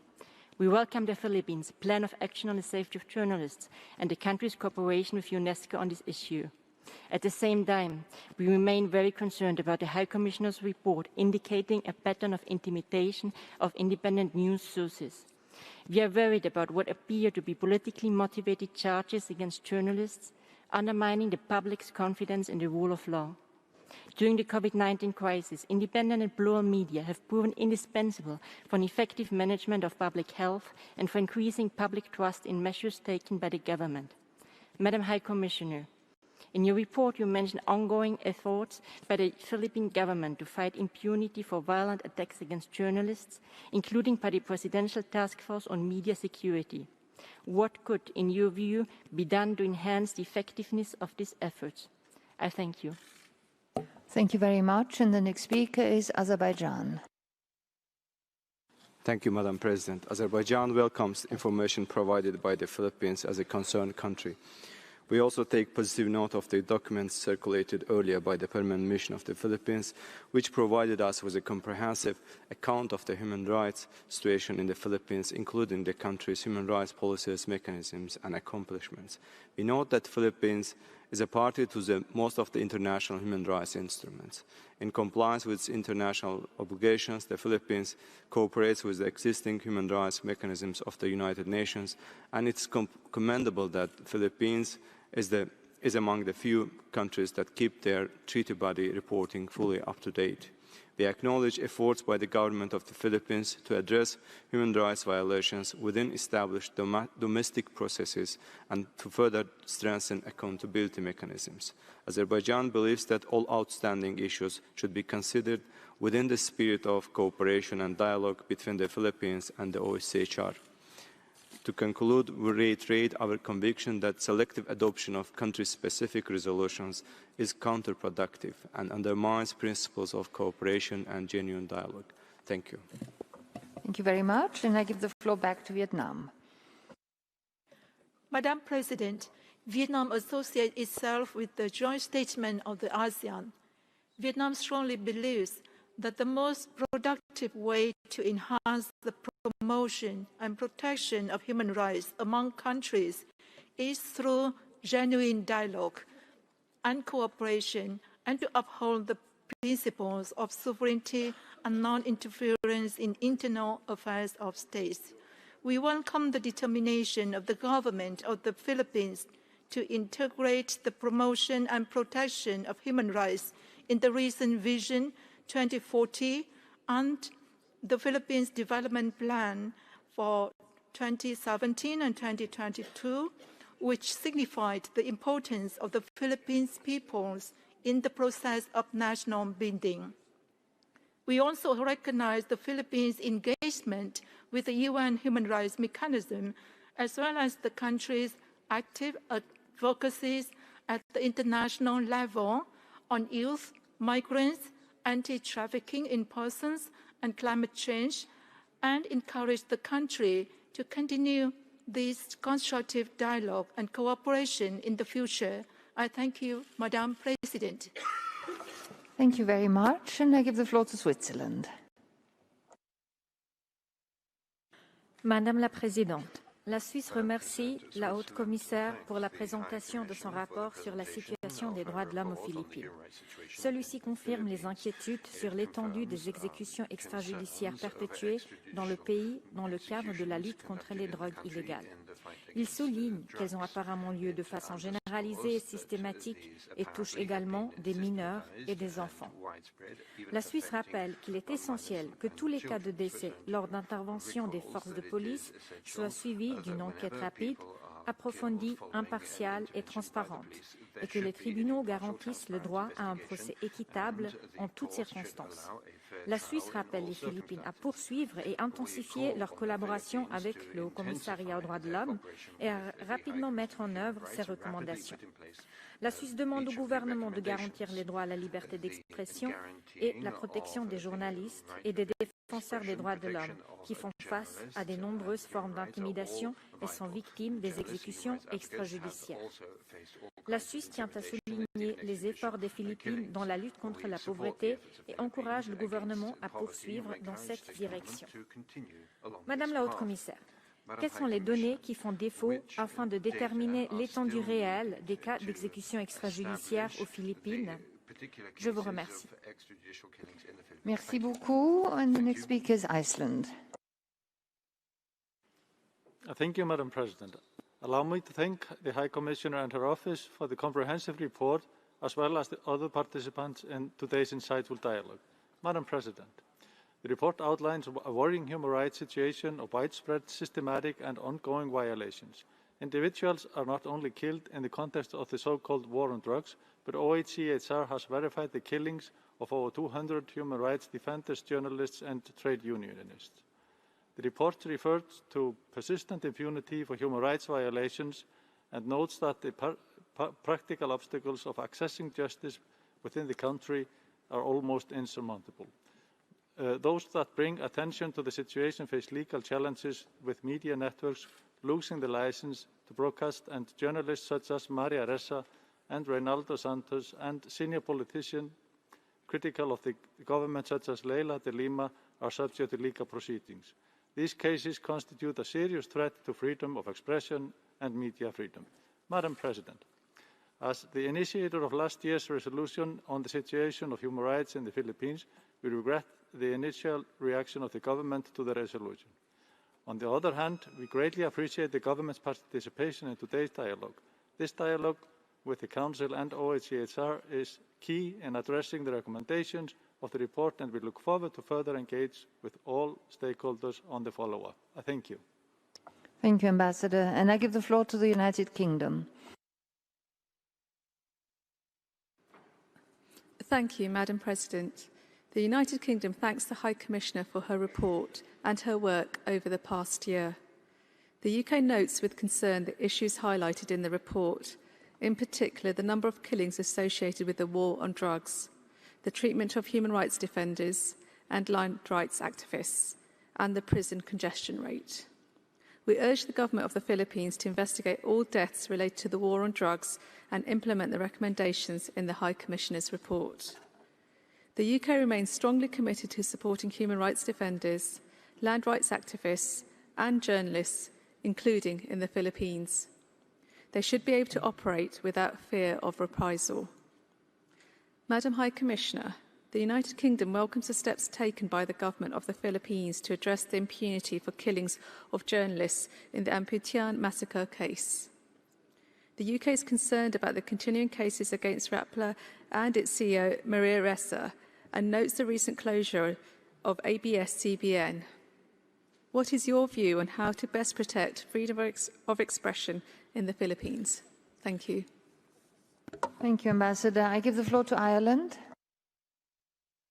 Madam President, Ireland aligns with the statement of the EU. Ireland thanks the High Commissioner for her detailed report on the situation of human rights in the Philippines and for the constructive recommendations set out therein. Ireland recognises the significant work undertaken by the government in recent years in securing and vindicating economic and social rights for its people. However, we are concerned by the findings of the High Commissioner, particularly the imposition of restrictions on freedom of expression and the media, highlighted by the prosecution of journalists Maria Ressa and Reynaldo Santos, and by elements of the draft anti-terror law. Freedom of opinion and expression, online and offline, are essential cornerstones of democracy. We urge the government to take swift action to ensure that the media and civil society, including human rights defenders, can freely carry out their work without interference. Ireland, along with the EU, remains committed to supporting the government in strengthening and reforming its justice sector and bolstering the rule of law, including through the Go Just programme. We encourage the government to cooperate with the Office of the High Commissioner and relevant special mandate holders to address the challenges identified in the report. Madam High Commissioner, your report also focuses on the serious human rights violations that have taken place as a result of the ongoing campaign against illegal drugs.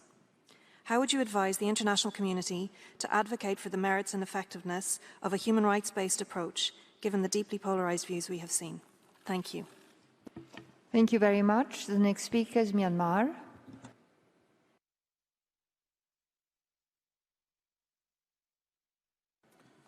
Thank you, Madam President. Myanmar aligns itself with the ASEAN statement. Myanmar takes note of the report of the High Commissioner. Myanmar thanks the Philippines for sharing the Philippines' human rights situation. It shows the sincerity and openness of the Philippines government, as well as highlights the need for the government report to be given due weight in assessing country-specific situations. Myanmar welcomes the tremendous effort of the government of the Philippines in protection and promotion of the human rights of its people, especially the vulnerable and disadvantaged groups. The existence of robust civil society and media space in the Philippines is attested to by the presence of 60,000 non-government organizations and around 2,200 private media outlets. Madam President, Myanmar praised the accomplishment of the Philippines government anti-illegal drug campaigns over the years and welcomed the concrete actions taken by the government to strengthen the functioning of the accountability mechanisms. We underscore the need of the OHCHR and the Council to fully support domestic mechanism and its process and refrain from externalizing accountability before exhaustion of the domestic procedures. It is important that OHCHR's country report should constitute the issues reflect the challenges on the ground, such as gravity of terrorism and the illegal drug problem that Philippines is encountering. It is also important that the work of the HRC is based on its core principle of universality, objectivity, impartiality, and non-selectivity. I thank you, Madam President. Thank you very much. Ambassador, tiene la palabra Cuba. Gracias, señora presidenta. Cuba siempre ha objetado enfoques e iniciativas selectivas contra países en desarrollo, por lo que no apoyó la resolución que dio mandato a este diálogo interactivo. Cuba reitera su clara posición en contra de resoluciones contra países específicos y la necesidad de evitar la politización y la selectividad en las labores del Consejo. Con el establecimiento del examen periódico universal, se abrió la posibilidad de promover una genuina cooperación internacional en materia de derechos humanos, que está cada vez menos presente en otros mecanismos del Consejo. Lamentamos que este importante tema de la agenda continúe plagado, cada vez más, de ejercicios sobre determinados países en desarrollo, en lugar de dedicarlo a la discusión fructífera sobre los trabajos de la alta comisionada y su oficina. Señora Presidenta, reiteramos que la cooperación y el diálogo respetuoso deben caracterizar las labores del Consejo y ser las vías para abordar cualquier preocupación en materia de derechos humanos. Muchas gracias. Muchas gracias. Tiene la palabra Nicaragua. Gracias, señora presidenta. Nicaragua reconoce la buena voluntad y el compromiso constructivo del gobierno de Filipinas con la comunidad internacional y los mecanismos de Naciones Unidas. Agradecemos la información compartida por Filipinas sobre su participación en distintas actividades de cooperación técnica sobre derechos humanos y Estado de Derecho. E invitamos a los Estados miembros a que tomen nota de ello. Por otra parte, acogemos con beneplácito las acciones desarrolladas por Filipinas para fortalecer el funcionamiento de los mecanismos de rendición de cuentas. Lamentamos que este informe no plasme los esfuerzos que Filipinas ha logrado en la protección y promoción de los derechos humanos para su pueblo. Este Consejo debe procurar los reportes de países no sean usados como medio para justificar acciones delictivas que atentan contra la paz de nuestras naciones. Señora Presidenta, es importante que los informes aquí presentados alienten a la cooperación constructiva y al respeto entre las naciones, en vez de provocar divisiones que no garanticen ningún apoyo a nuestros pueblos para establecer una paz sólida y duradera. Muchas gracias, señora Presidenta. Muchas gracias. And this brings us to the end of the list of speakers on behalf of states. So we now pass to the list of speakers on behalf of NGOs. And we'll start with the World Organization Against Torture. Thank you, Madam President. We welcome the report of the High Commissioner on the Philippines, shedding light on gross human rights violations perpetrated in the context of President Duterte's so-called war on drugs. Extrajudicial killings of children, particularly serious given children's heightened vulnerability, remain, however, underreported. In a research published this week, OMCT and its local partner documented 122 killings of children, aged from 1 to 17 years old, between July 2016 and December 2019. 38.5% of these killings were carried out by policemen as part of police operations, while 61% were executed by unknown individuals, some of them with direct links to the police. Only one of these crimes was genuinely investigated, prosecuted, and led to a conviction because it had been recorded on video. Our report identified 4 clear patterns, with children being killed either as direct targets, as proxies when the real targets could not be found, as a result of mistaken identities, or as so-called collateral damage, losing their lives to stray bullets during police operations. Killings continue, with at least another 7 children losing their lives since the beginning of 2020. We call on the government of the Philippines to immediately put an end to extrajudicial killings and call on the Council to act on the recommendation of the High Commissioner to establish an independent international investigation into allegations of gross human rights violations with a specific focus on those committed against children. Thank you. Thank you. And I give the floor to the Asian Forum for Human Rights and Development.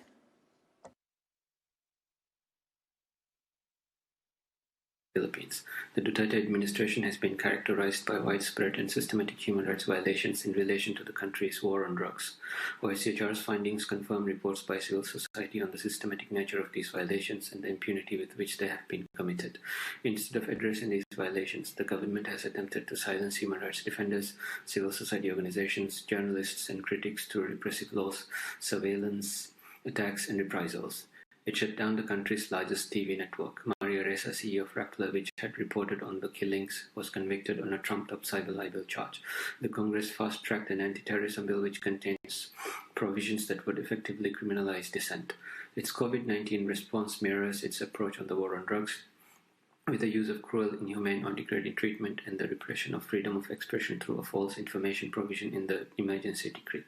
The domestic system has failed to provide accountability for the extrajudicial killings and other grave violations. The government has labeled as terrorists and encouraged violence against human rights defenders and activists calling for accountability. We echo the findings of the OHCHR and note that these violations continue to be committed by the state. We echo the call of 31 special procedure mandates for an on-the-ground international investigation. The government's actions have proven that it's unwilling and incapable of providing accountability. The Council must act on the recommendations of the High Commissioner and mandate an independent international investigation into human rights violations in the Philippines. Thank you. Thank you very much. The next speaker is Human Rights Watch.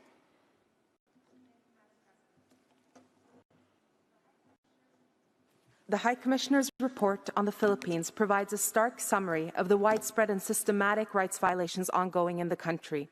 Its findings on the murderous war on drugs, which has resulted in thousands of killings, are chilling, and there is much more, including extrajudicial killings of political activists, attacks on civic groups, assaults on media freedom and democratic space, and the government's failure to make any significant attempt to hold those responsible accountable. The report drives home the urgent need for the Council to take action for international accountability. About 100 children have died in the anti-drug campaign. Human Rights Watch recently reported on the broader impact of the drug war on children and their often impoverished families. We spoke to Jennifer, who tried to shield her unarmed father from the police who shot him dead in their house in 2016. The killing scarred Jennifer, then 12, leaving her unable to eat properly or stay in school. She still suffers nightmares of her father being gunned down with her helpless to protect him. There are too many Filipino children like Jennifer. President Duterte's drug war still rages, with killings reported daily. But rather than investigating crimes and bringing those responsible to justice, the administration harasses and jails critics and publicly encourages more killings. It has been 4 years this week since Duterte took office and unleashed this human rights catastrophe. UN member states should urgently take more robust action to address these serious violations. The Council has a responsibility to heed the recommendations by the High Commissioner and UN experts and create an independent, impartial investigation into the Philippines. Thank you. Thank you very much. Next speaker is Franciscans International. Madam President, this is a joint statement of Franciscans International, Swiss Catholic Lenten Fund, Task Force Detainees of the Philippines, and Association of Major Religious Superiors in the Philippines. We welcome the High Commissioner report on the human rights situation in the Philippines and support its recommendations. Since the adoption of the Council's resolution last year, the human rights situation in the Philippines has not improved. The unlawful killings and vilification of dissent still continue. In addition, the response of the government during the COVID-19 pandemic has strengthened the existing structural poverty and inequalities in the country. We also would like to draw the Council's attention on the current process for the adoption of anti-terrorism bill that seeks to amend the Human Security Act of 2007. The bill has a broad and vague definition of terrorism and terrorists and other problematic provisions for human rights and the rule of law. In particular, the broad definition can be used to stifle dissent and curtail the rights to freedom of opinion and expression, to freedom of peaceful assembly and of association. Finally, we urge the Council to adopt the High Commissioner's recommendation on accountability by establishing a commission of inquiry due to the failure of the domestic accountability mechanisms to address the ongoing human rights violations in the Philippines. I thank you. Thank you very much. And the next speaker is Amnesty International.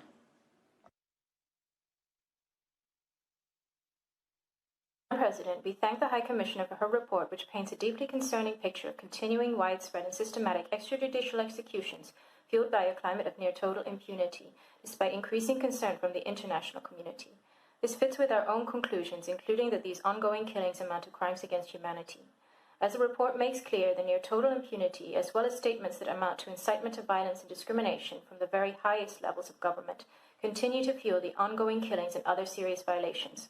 We also share the High Commissioner's significant concerns over the increasing crackdown on civil society, the media, political opponents, and other government critics, including the continued arbitrary detention of Senator De Lima, the ongoing prosecution of journalist Maria Ressa, shutdown of ABS-CBN network, and the continued threats, arbitrary detention, and killings of human rights defenders and peaceful activists.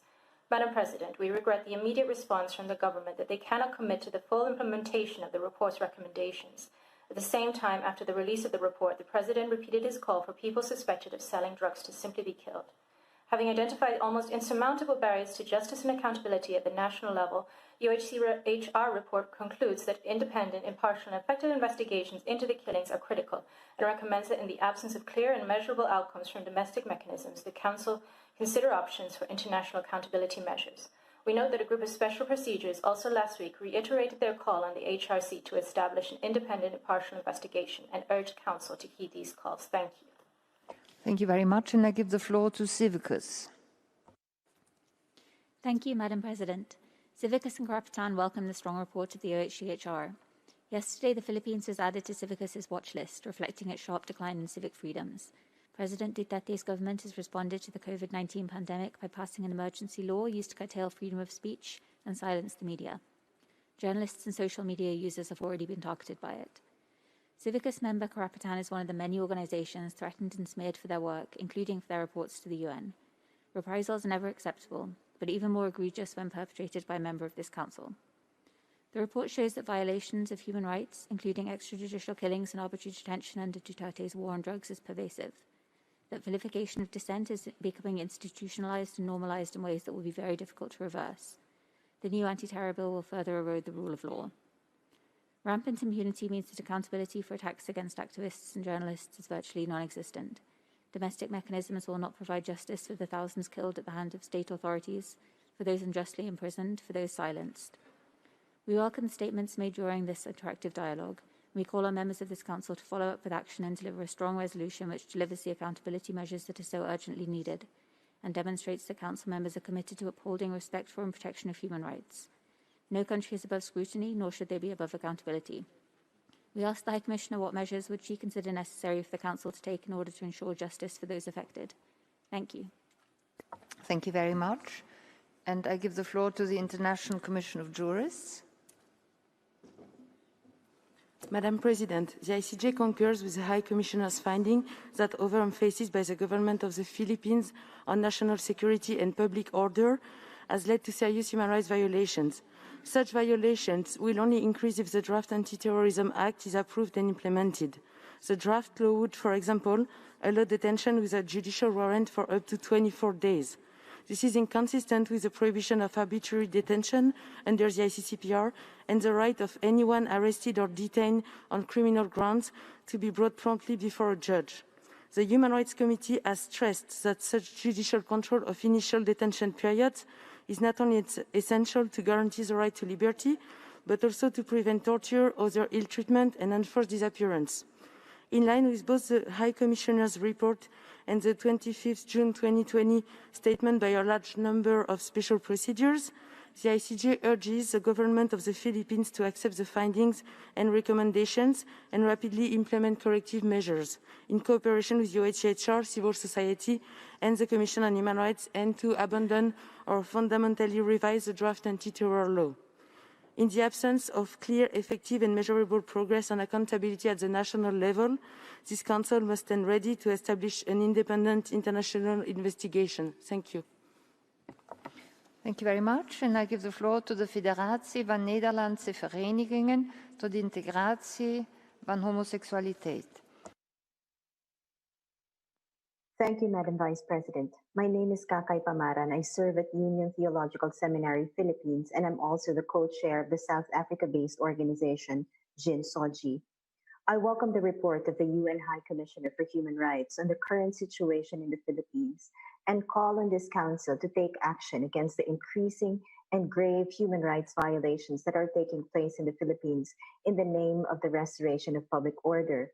Under the banner of combating terrorism and the COVID-19 response, the government is openly waging a war against the most vulnerable, including the LGBTQI people and human rights defenders. Last Friday, Bahaghari, an LGBT organization, held a pride protest in Manila asking for the implementation of free, systematic COVID testing, the passage of the Anti-Discrimination Bill, and the veto of the Anti-Terror Bill, which will legalize state-sanctioned violence. The police, in violation of health protocols, arrested 20 human rights defenders. They are now detained in the Manila Police District. No cases have been filed as they did not violate any laws. We call on the HRC to help put an end to the human rights violations. Tomorrow, the anti-terrorism bill risks coming into law, which is in contrast with international human rights standards. Let us not remain complacent. Let us not forget why we are all united under this roof today. Thank you very much. The next speaker is International Federation for Human Rights Leagues. President, FIDH welcomes the report released earlier this month by the High Commissioner on the serious and ongoing human rights violations in the Philippines. Since the start of the COVID-19 pandemic, the human rights situation in the country has further deteriorated. President Duterte's threat to issue shoot-to-kill instructions to deal with COVID-19 lockdown, quote-unquote, troublemakers, and to declare martial law like virus crackdown are also troubling and reminiscent of Mr. Duterte's disastrous rhetoric in his so-called war on drugs. The assault on human rights defenders and government critics has intensified. The recent conviction of journalist Maria Ressa on politically motivated charges of cyber libel is illustrative of this trend. The proposed new anti-terror bill is also very likely to lead to more human rights violations and to further undermine the rule of law. Prison conditions remain another issue of concern. The country's jails remain among the world's most overcrowded, and many cases of COVID-19 infections have emerged among the prisoners. The government must heed the sensible and repeated calls for the release of certain prisoners to decongest jails as an urgent measure needed to prevent the spread of COVID-19. All these and other serious human rights violations continue to be committed amid pervasive impunity for the perpetrators. This is why we renew our calls for the establishment of an independent investigation into the human rights violations in the Philippines during the current Council session. I thank you. Thank you very much. And I give the floor to the Swiss Catholic Lenten Fund. Madam President, Swiss Catholic Lenten Fund, Franciscans International, Association of Major Religious Superiors in the Philippines, and the Task Force Detainees of the Philippines welcome the report on the Philippine human rights situation released by the Office of the High Commissioner for Human Rights. The OHCHR has confirmed the systematic and widespread violations of human rights, especially the deprivation of the right to life that continued even amidst one of the most severe lockdowns imposed in any country. Even as I speak, Madam President, violations continue with arrests, extrajudicial killings, enforced disappearances, and torture. Over a 3-month period, Task Force Detainees of the Philippines monitored 153 human rights violations, ranging from cruel, inhuman, or degrading treatment or punishment to extrajudicial killings. Human rights defenders have relentlessly been subjected to attacks online and offline. Recently, 2 prominent human rights defenders have been red-tagged by the state, Sister Mary Jane Mananza of the Benedictine Order and Mr. Ritzley Santos III, Executive Director of Balaod, Mindanao. The Philippine Alliance Alliance of Human Rights Advocates and Medical Action Group have also been tagged as part of the network of communist terrorists. These assaults on human rights and human rights defenders must come to an end. These killings must stop. We implore the Council to heed the recommendation of the OHCHR and establish a commission of inquiry. It will be a gigantic step forward in our common quest for accountability and justice. Thank you for this opportunity, Madam President. Thank you very much. This was the last speaker we could accommodate for this dialogue. And so now we give the floor back to the speakers for their concluding remarks, starting with Mrs. Gomez-Tumpit. Madam President, thank you, Your Excellencies.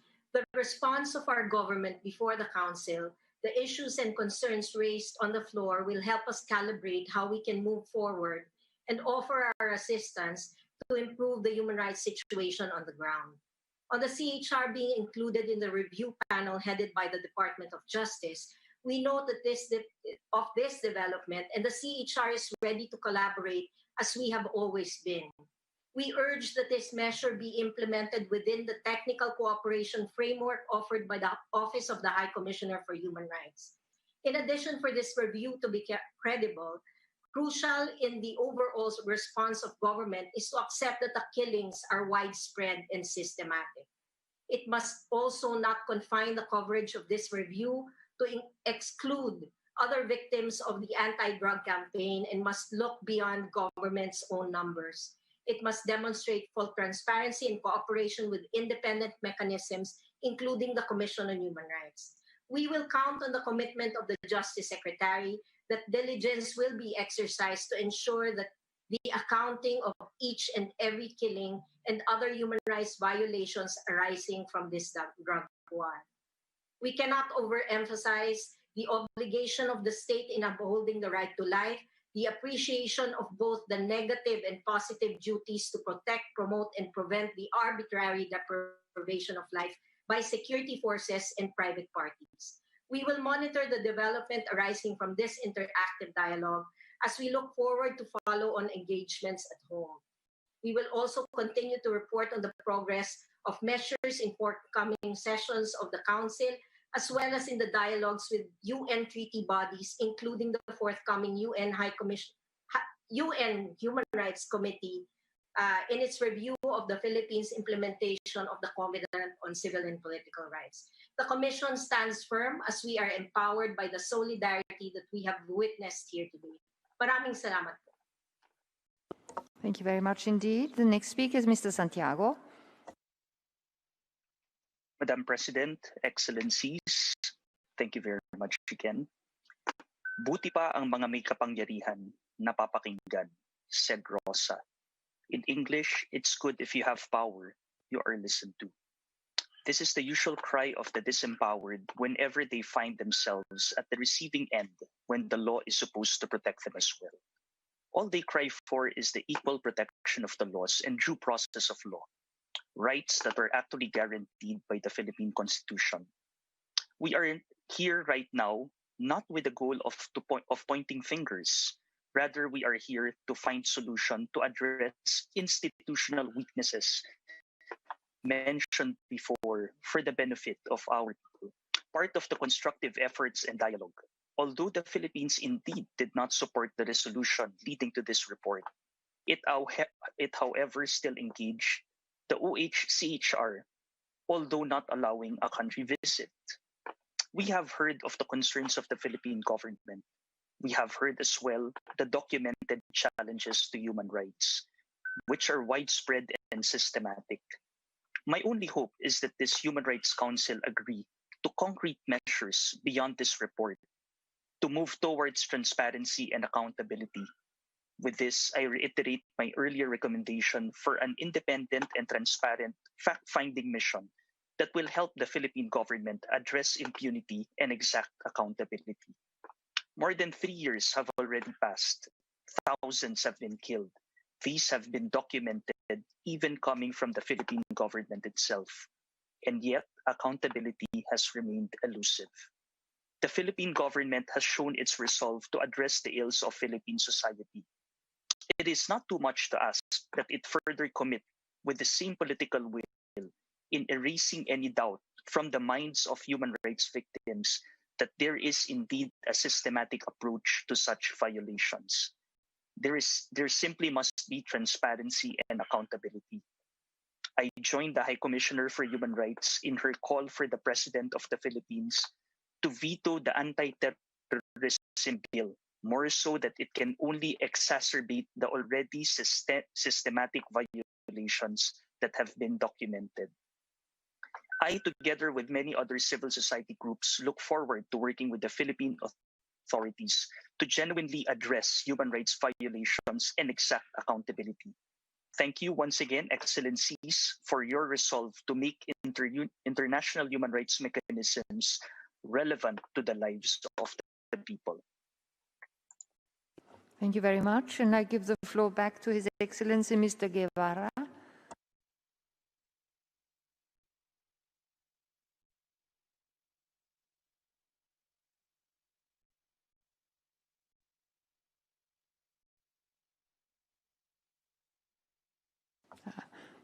I'm sorry, but we can't hear you.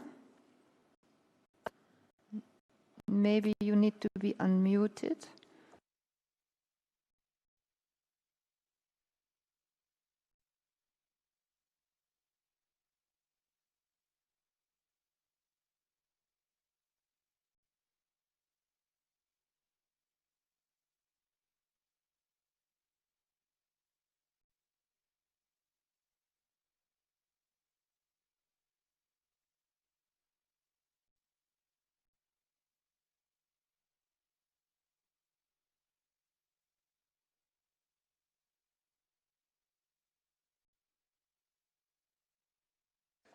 I'm sorry, we still can't hear you.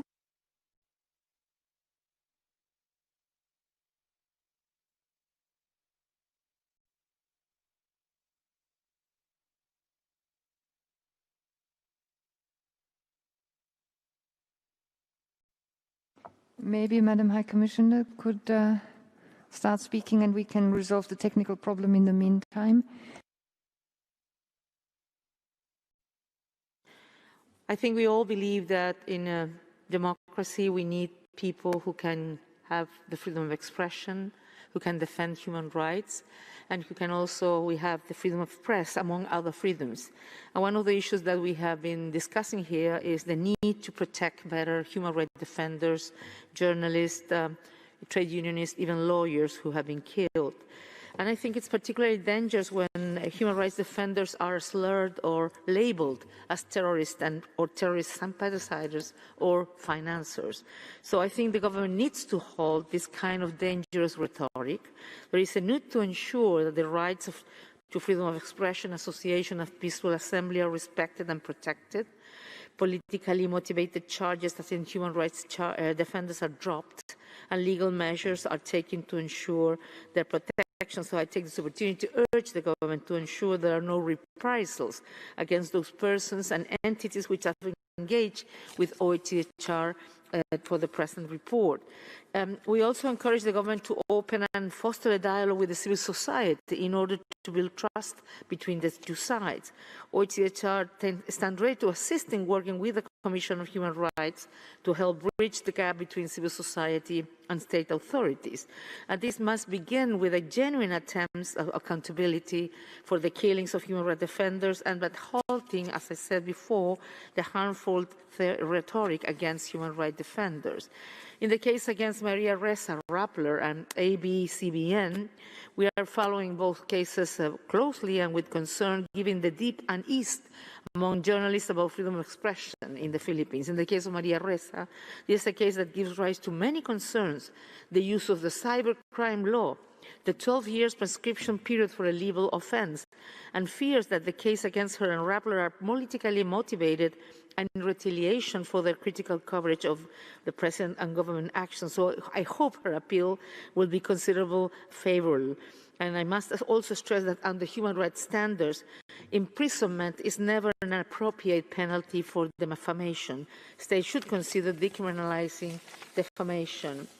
The other issue that I wanted to mention is that, of course, we're looking forward to continue in a collaborative way to technical cooperation with the government. We'll be exploring that.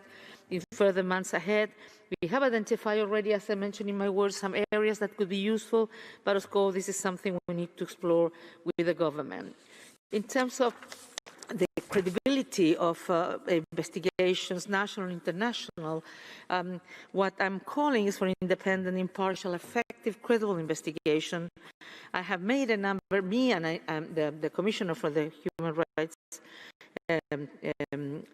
Commission as well of the Philippines have made a lot of important recommendations, including empowering a truly independent body to conduct investigations, improving the collection and the publishing of data on extrajudicial killings, and ensuring closer cooperation of law enforcement bodies with the Commission of Human Rights of the Philippines. And of course, the Philippines could seek international support in this, including from my office. And we hope, we have heard the Secretary of Justice announcement, and we hope that this report can serve also as a kickstart to kickstart the process that will begin to unblock the many obstacles in the system for accountability for serious human rights violations in the Philippines. The process described by the Secretary of Justice is hopefully a step in the right direction. We look forward to learning more detail, assisting if we can, and most importantly, monitoring closely to see if there are real and concrete results. It would be also important for the government to involve all the national human rights institutions and Philippine civil society fully in that process. And I think it's also important for the Human Rights Council to continue to monitor the situation and look for clear and measurable outcomes. Before I finish, just one message on drugs. And the key message is that drugs require a public health approach. Drug users are people with a health problem, they are not criminals.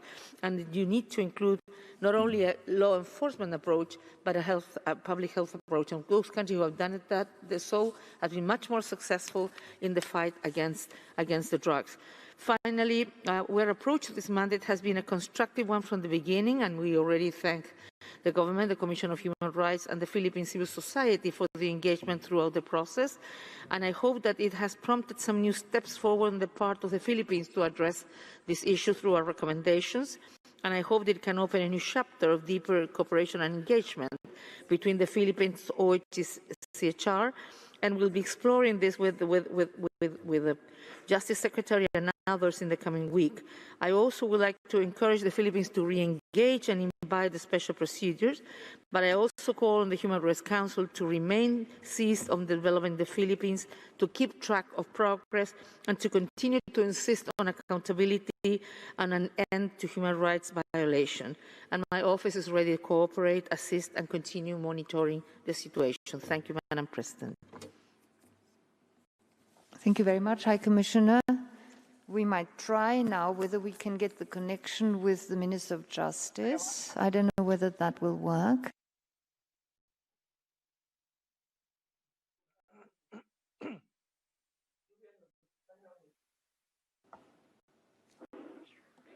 I can hear some noises. I hope we'll be able to hear the Minister.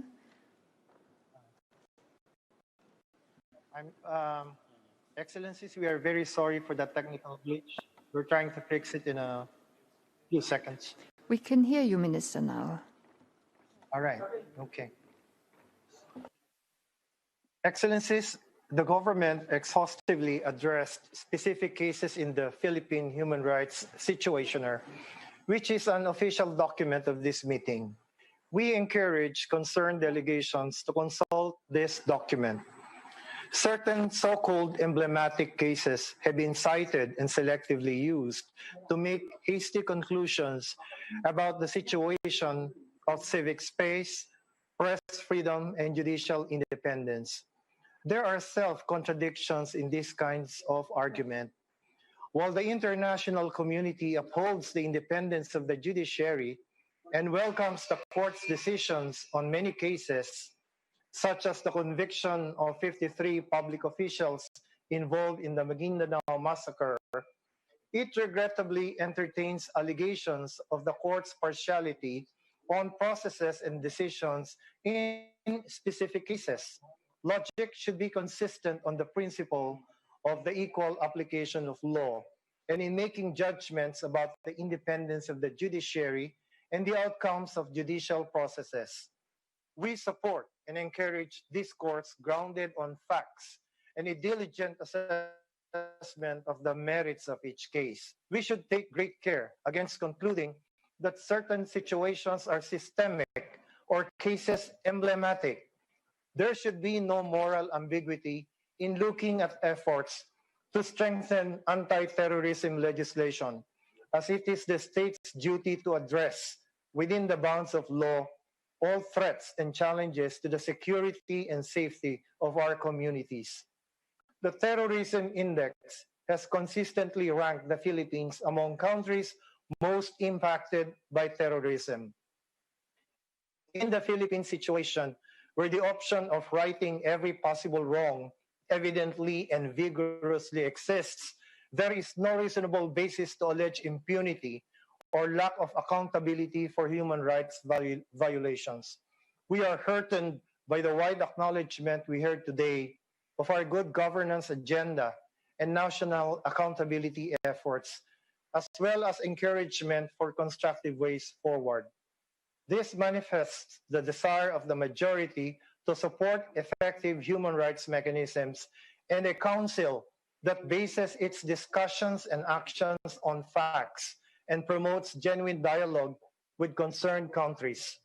We underscore our resolve to strengthen our national efforts to safeguard our vast and robust civil society and media space, strengthen the administration of justice, and address all claims and allegations case by case in a transparent and inclusive manner.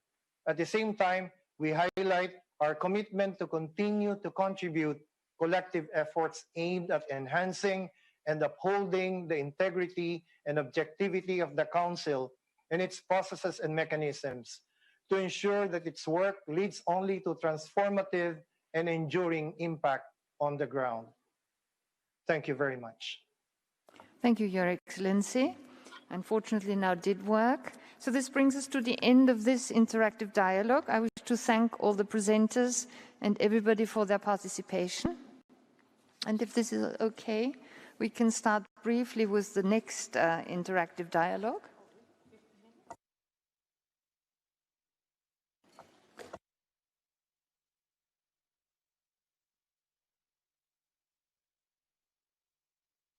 Your Excellencies, ladies and gentlemen, the High Commissioner has kindly accepted to stay for the beginning of the next interactive dialogue, so we'll proceed on the oral update of the High Commission on the situation of human rights of Rohingya Muslims and other minorities in Myanmar, pursuant to Council Resolution S27/1. I just wanted to point out that we're opening the list of speakers. It will be closed in 15 minutes. I now give the floor to the High Commissioner. Thank you, Madam President. Excellencies, I now present the oral report on the Rohingya people of Myanmar requested by the Council in Resolution A/HRC/S27/1 of December 2017. Regrettably, I must once again report that the human rights situation for Rohingyas in Rakhine State has not improved and that conditions for their safe, dignified and sustainable return from Bangladesh are still not in place. During the Council's 43rd session, I presented a comprehensive report on the root causes of the violation and abuses suffered by the Rohingyas and other ethnic minorities in Myanmar. The report noted that discrimination and exclusion against these groups have been a hallmark of the laws and policies of Myanmar for over half a century. The ongoing armed conflict in Rakhine, which is affecting all communities, combined with the absence of a conducive environment for a voluntary, safe, dignified and sustainable return, have further exacerbated the Rohingyas' vulnerability. Restrictions on humanitarian access and freedom of movement linked to the COVID-19 pandemic have further exacerbated this situation. While I commend Myanmar for containing the virus to date, I appeal to the government to respect the Secretary General for a global ceasefire and the intensifying armed conflict in Rakhine State and address root causes that have prevented Rohingya return since 2017. Madam President, in Rakhine and Chin states, the civilian population, including several minority communities, continue to bear the brunt of an intensified armed conflict between the militaries known as the Tatmadaw and the Arakan army. Just this weekend, the Tatmadaw launched a so-called clearance operation in the Kyauktan area of Ratekdown Township in Rakhine. Residents were told to leave their home as, and I quote, anybody left behind would be considered Arakan army. Estimates indicate as many as 10,000 residents have already fled as the Tatmadaw advance and heavy commenced. I call on the Tatmadaw to extend the ceasefire already in place elsewhere in the country to Rakhine and Chin State and to cease immediately these clearance operations. My office has been documenting a pattern of serious violation of human rights and international humanitarian law, including airstrikes, shelling of civilian areas, and the destruction and burning of villages in other areas. Last month, the Tatmadaw reportedly burned large areas of Butidown Township, where Rohingyas lived there before 2017. According to eyewitnesses and satellite images, areas where up to a dozen Rohingya villages once stood lay in ashes. These villages were not only the homes Rohingya refugees hoped to return to, they also constituted evidence of what happened in 2017. Only 5 months ago, the International Court of Justice issued an order to prevent the destruction of evidence of allegations of genocide. It is imperative that Myanmar take immediate and urgent measures to cease reckless military operations and to preserve what remains in those areas. Excellencies, the Rohingya refugee crisis has effectively become protracted with no solution in sight. Myanmar's government should take immediate steps to address this chronic situation, including the amending of the 1982 citizenship law and restoring Rohingya citizenship. Myanmar continues to impose national verification cards on the Rohingya, a document which denies their citizenship, leaving them stateless and restricting their access to basic services or free movement. This situation should be resolved prior to this year's general elections so that the Rohingya's right to stand for public office and to vote can be restored. Recently, the government released hundreds of Rohingya people who had been imprisoned for traveling outside Rakhine. I hope this measure is a step towards restoring the freedom of movement and that more action by the governments to address root causes of discrimination against the Rohingya will be forthcoming. The COVID-19 pandemic further aggravates the suffering of Rohingya refugees. Reports of dozens of cases in refugee camps in Bangladesh expose the vulnerability of hundreds of thousands of people living in such cramped conditions. I'm also seriously concerned about the fate of Rohingya people currently on vessels stranded at sea. I call on all relevant member states and regional mechanisms to take action to protect these people's lives. Regarding investigations and accountability, I note that Myanmar's National Commission of Inquiry has delivered its report on the 2017 violence to the government, but its full text is still not public. This Commission's independence and the credibility of its investigation has long been in doubt. I urge the government to publish the report and to cooperate with international accountability mechanisms. In this context, I know that Myanmar's president has issued a number of decrees following the International Court of Justice provisional measures.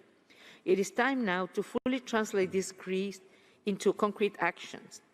The fighting in Rakhine must end. Civilians must be protected. Evidence of serious violations must be preserved. Madam President, Resolution A/HRC/S27/1 sought a comprehensive solution to the Rohingya crisis within 3 years. 2.5 years later, conditions in Rakhine remain bleak. It is time for that situation to change. The international community, including my office, stands ready to support real efforts to resolve the crisis, ensure sustainable peace and development for all communities, and allow Myanmar's Rohingya to return home in safety and dignity. Thank you, Madam President. Thank you very much, High Commissioner.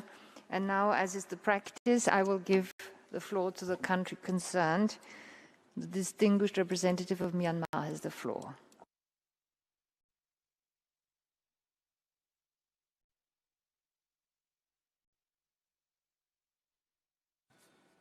Madam President, Madam High Commissioner, the government of Myanmar is working persistently and resolutely towards a democratic federal union despite multiple challenges it faces. The Rakhine issue is only one of the many challenges that Myanmar is facing. Rakhine State is faced with parallel security threats posed by the terrorist attacks of ASA and AA. Amid these growing security threats and numerous challenges, the government is relentlessly striving to achieve its goal of bringing sustainable peace, stability, harmony, and the development in Rakhine State. We are taking different measures in various fields. In this regard, allow me to inform the Council of some salient points we have taken among others. Firstly, the government of Myanmar pays special emphasis to the development in Rakhine State. MSDP, developed in line with the SDGs, include actions for the implementation of the recommendations of the Advisory Commission of Rakhine State. Special economic zones are being implemented in the state for the socio-economic development. Rakhine State Investment Fair was held in 2019. Several vocational trainings have been organized to create employment opportunities. Secondly, we are making utmost efforts for social cohesion and living harmoniously among different communities. Government of Myanmar, in collaboration with the local NGO, have organized over 200 awareness-raising capacity-building trainings throughout Rakhine State. Friendly bazaars are also open in a number of townships in Rakhine with an aim to bringing reconciliation. Over 35 youth camps were organized to build understanding, respect, and trust among young people of all communities living in Rakhine State. Thirdly, the government is delivering humanitarian assistance to the people in need in Rakhine. The government has geared up its efforts to enhance the provision of humanitarian in coordination with the United Nations and international organizations such as WFP and ICRC. Fourth, we have been working in good faith for the early repatriation in line with the criteria mentioned in the bilateral agreement. There are many obstacles hindering the commitments of the repatriation, but we continue to engage with Bangladesh to implement the agreement for repatriation even in the time of global pandemic. Despite lack of progress in repatriation, hundreds of displaced persons returned to Rakhine State on their own volition through an official route. Myanmar is working on a pilot project to commence small-scale repatriation. We have also requested UNDP and UNHCR to provide assistance for construction of houses and necessary infrastructure in the two villages. The MOU between Myanmar and UNDP and UNHCR was signed in 2018 to assist the government in its effort to implement the bilateral repatriation process with Bangladesh. The two UN agencies have already conducted fee assessment and implemented 75 quick impact projects to improve community infrastructure and to assess the needs of the people. In addition, we are also working with the ASEAN team. Fifth, Myanmar is willing and able to address the issue of accountability. The domestic justice system of the country must be respected. The criminal investigation and prosecution body was formed based on the report submitted by the ICOE in January 2020. Moreover, Tamro is conducting its code of inquiry. 6. In November 2019, the government adopted the National Strategic Plan for Resettlement of IDPs and closures of IDP camps. The strategy also includes the plan to close IDP camps in Rakhine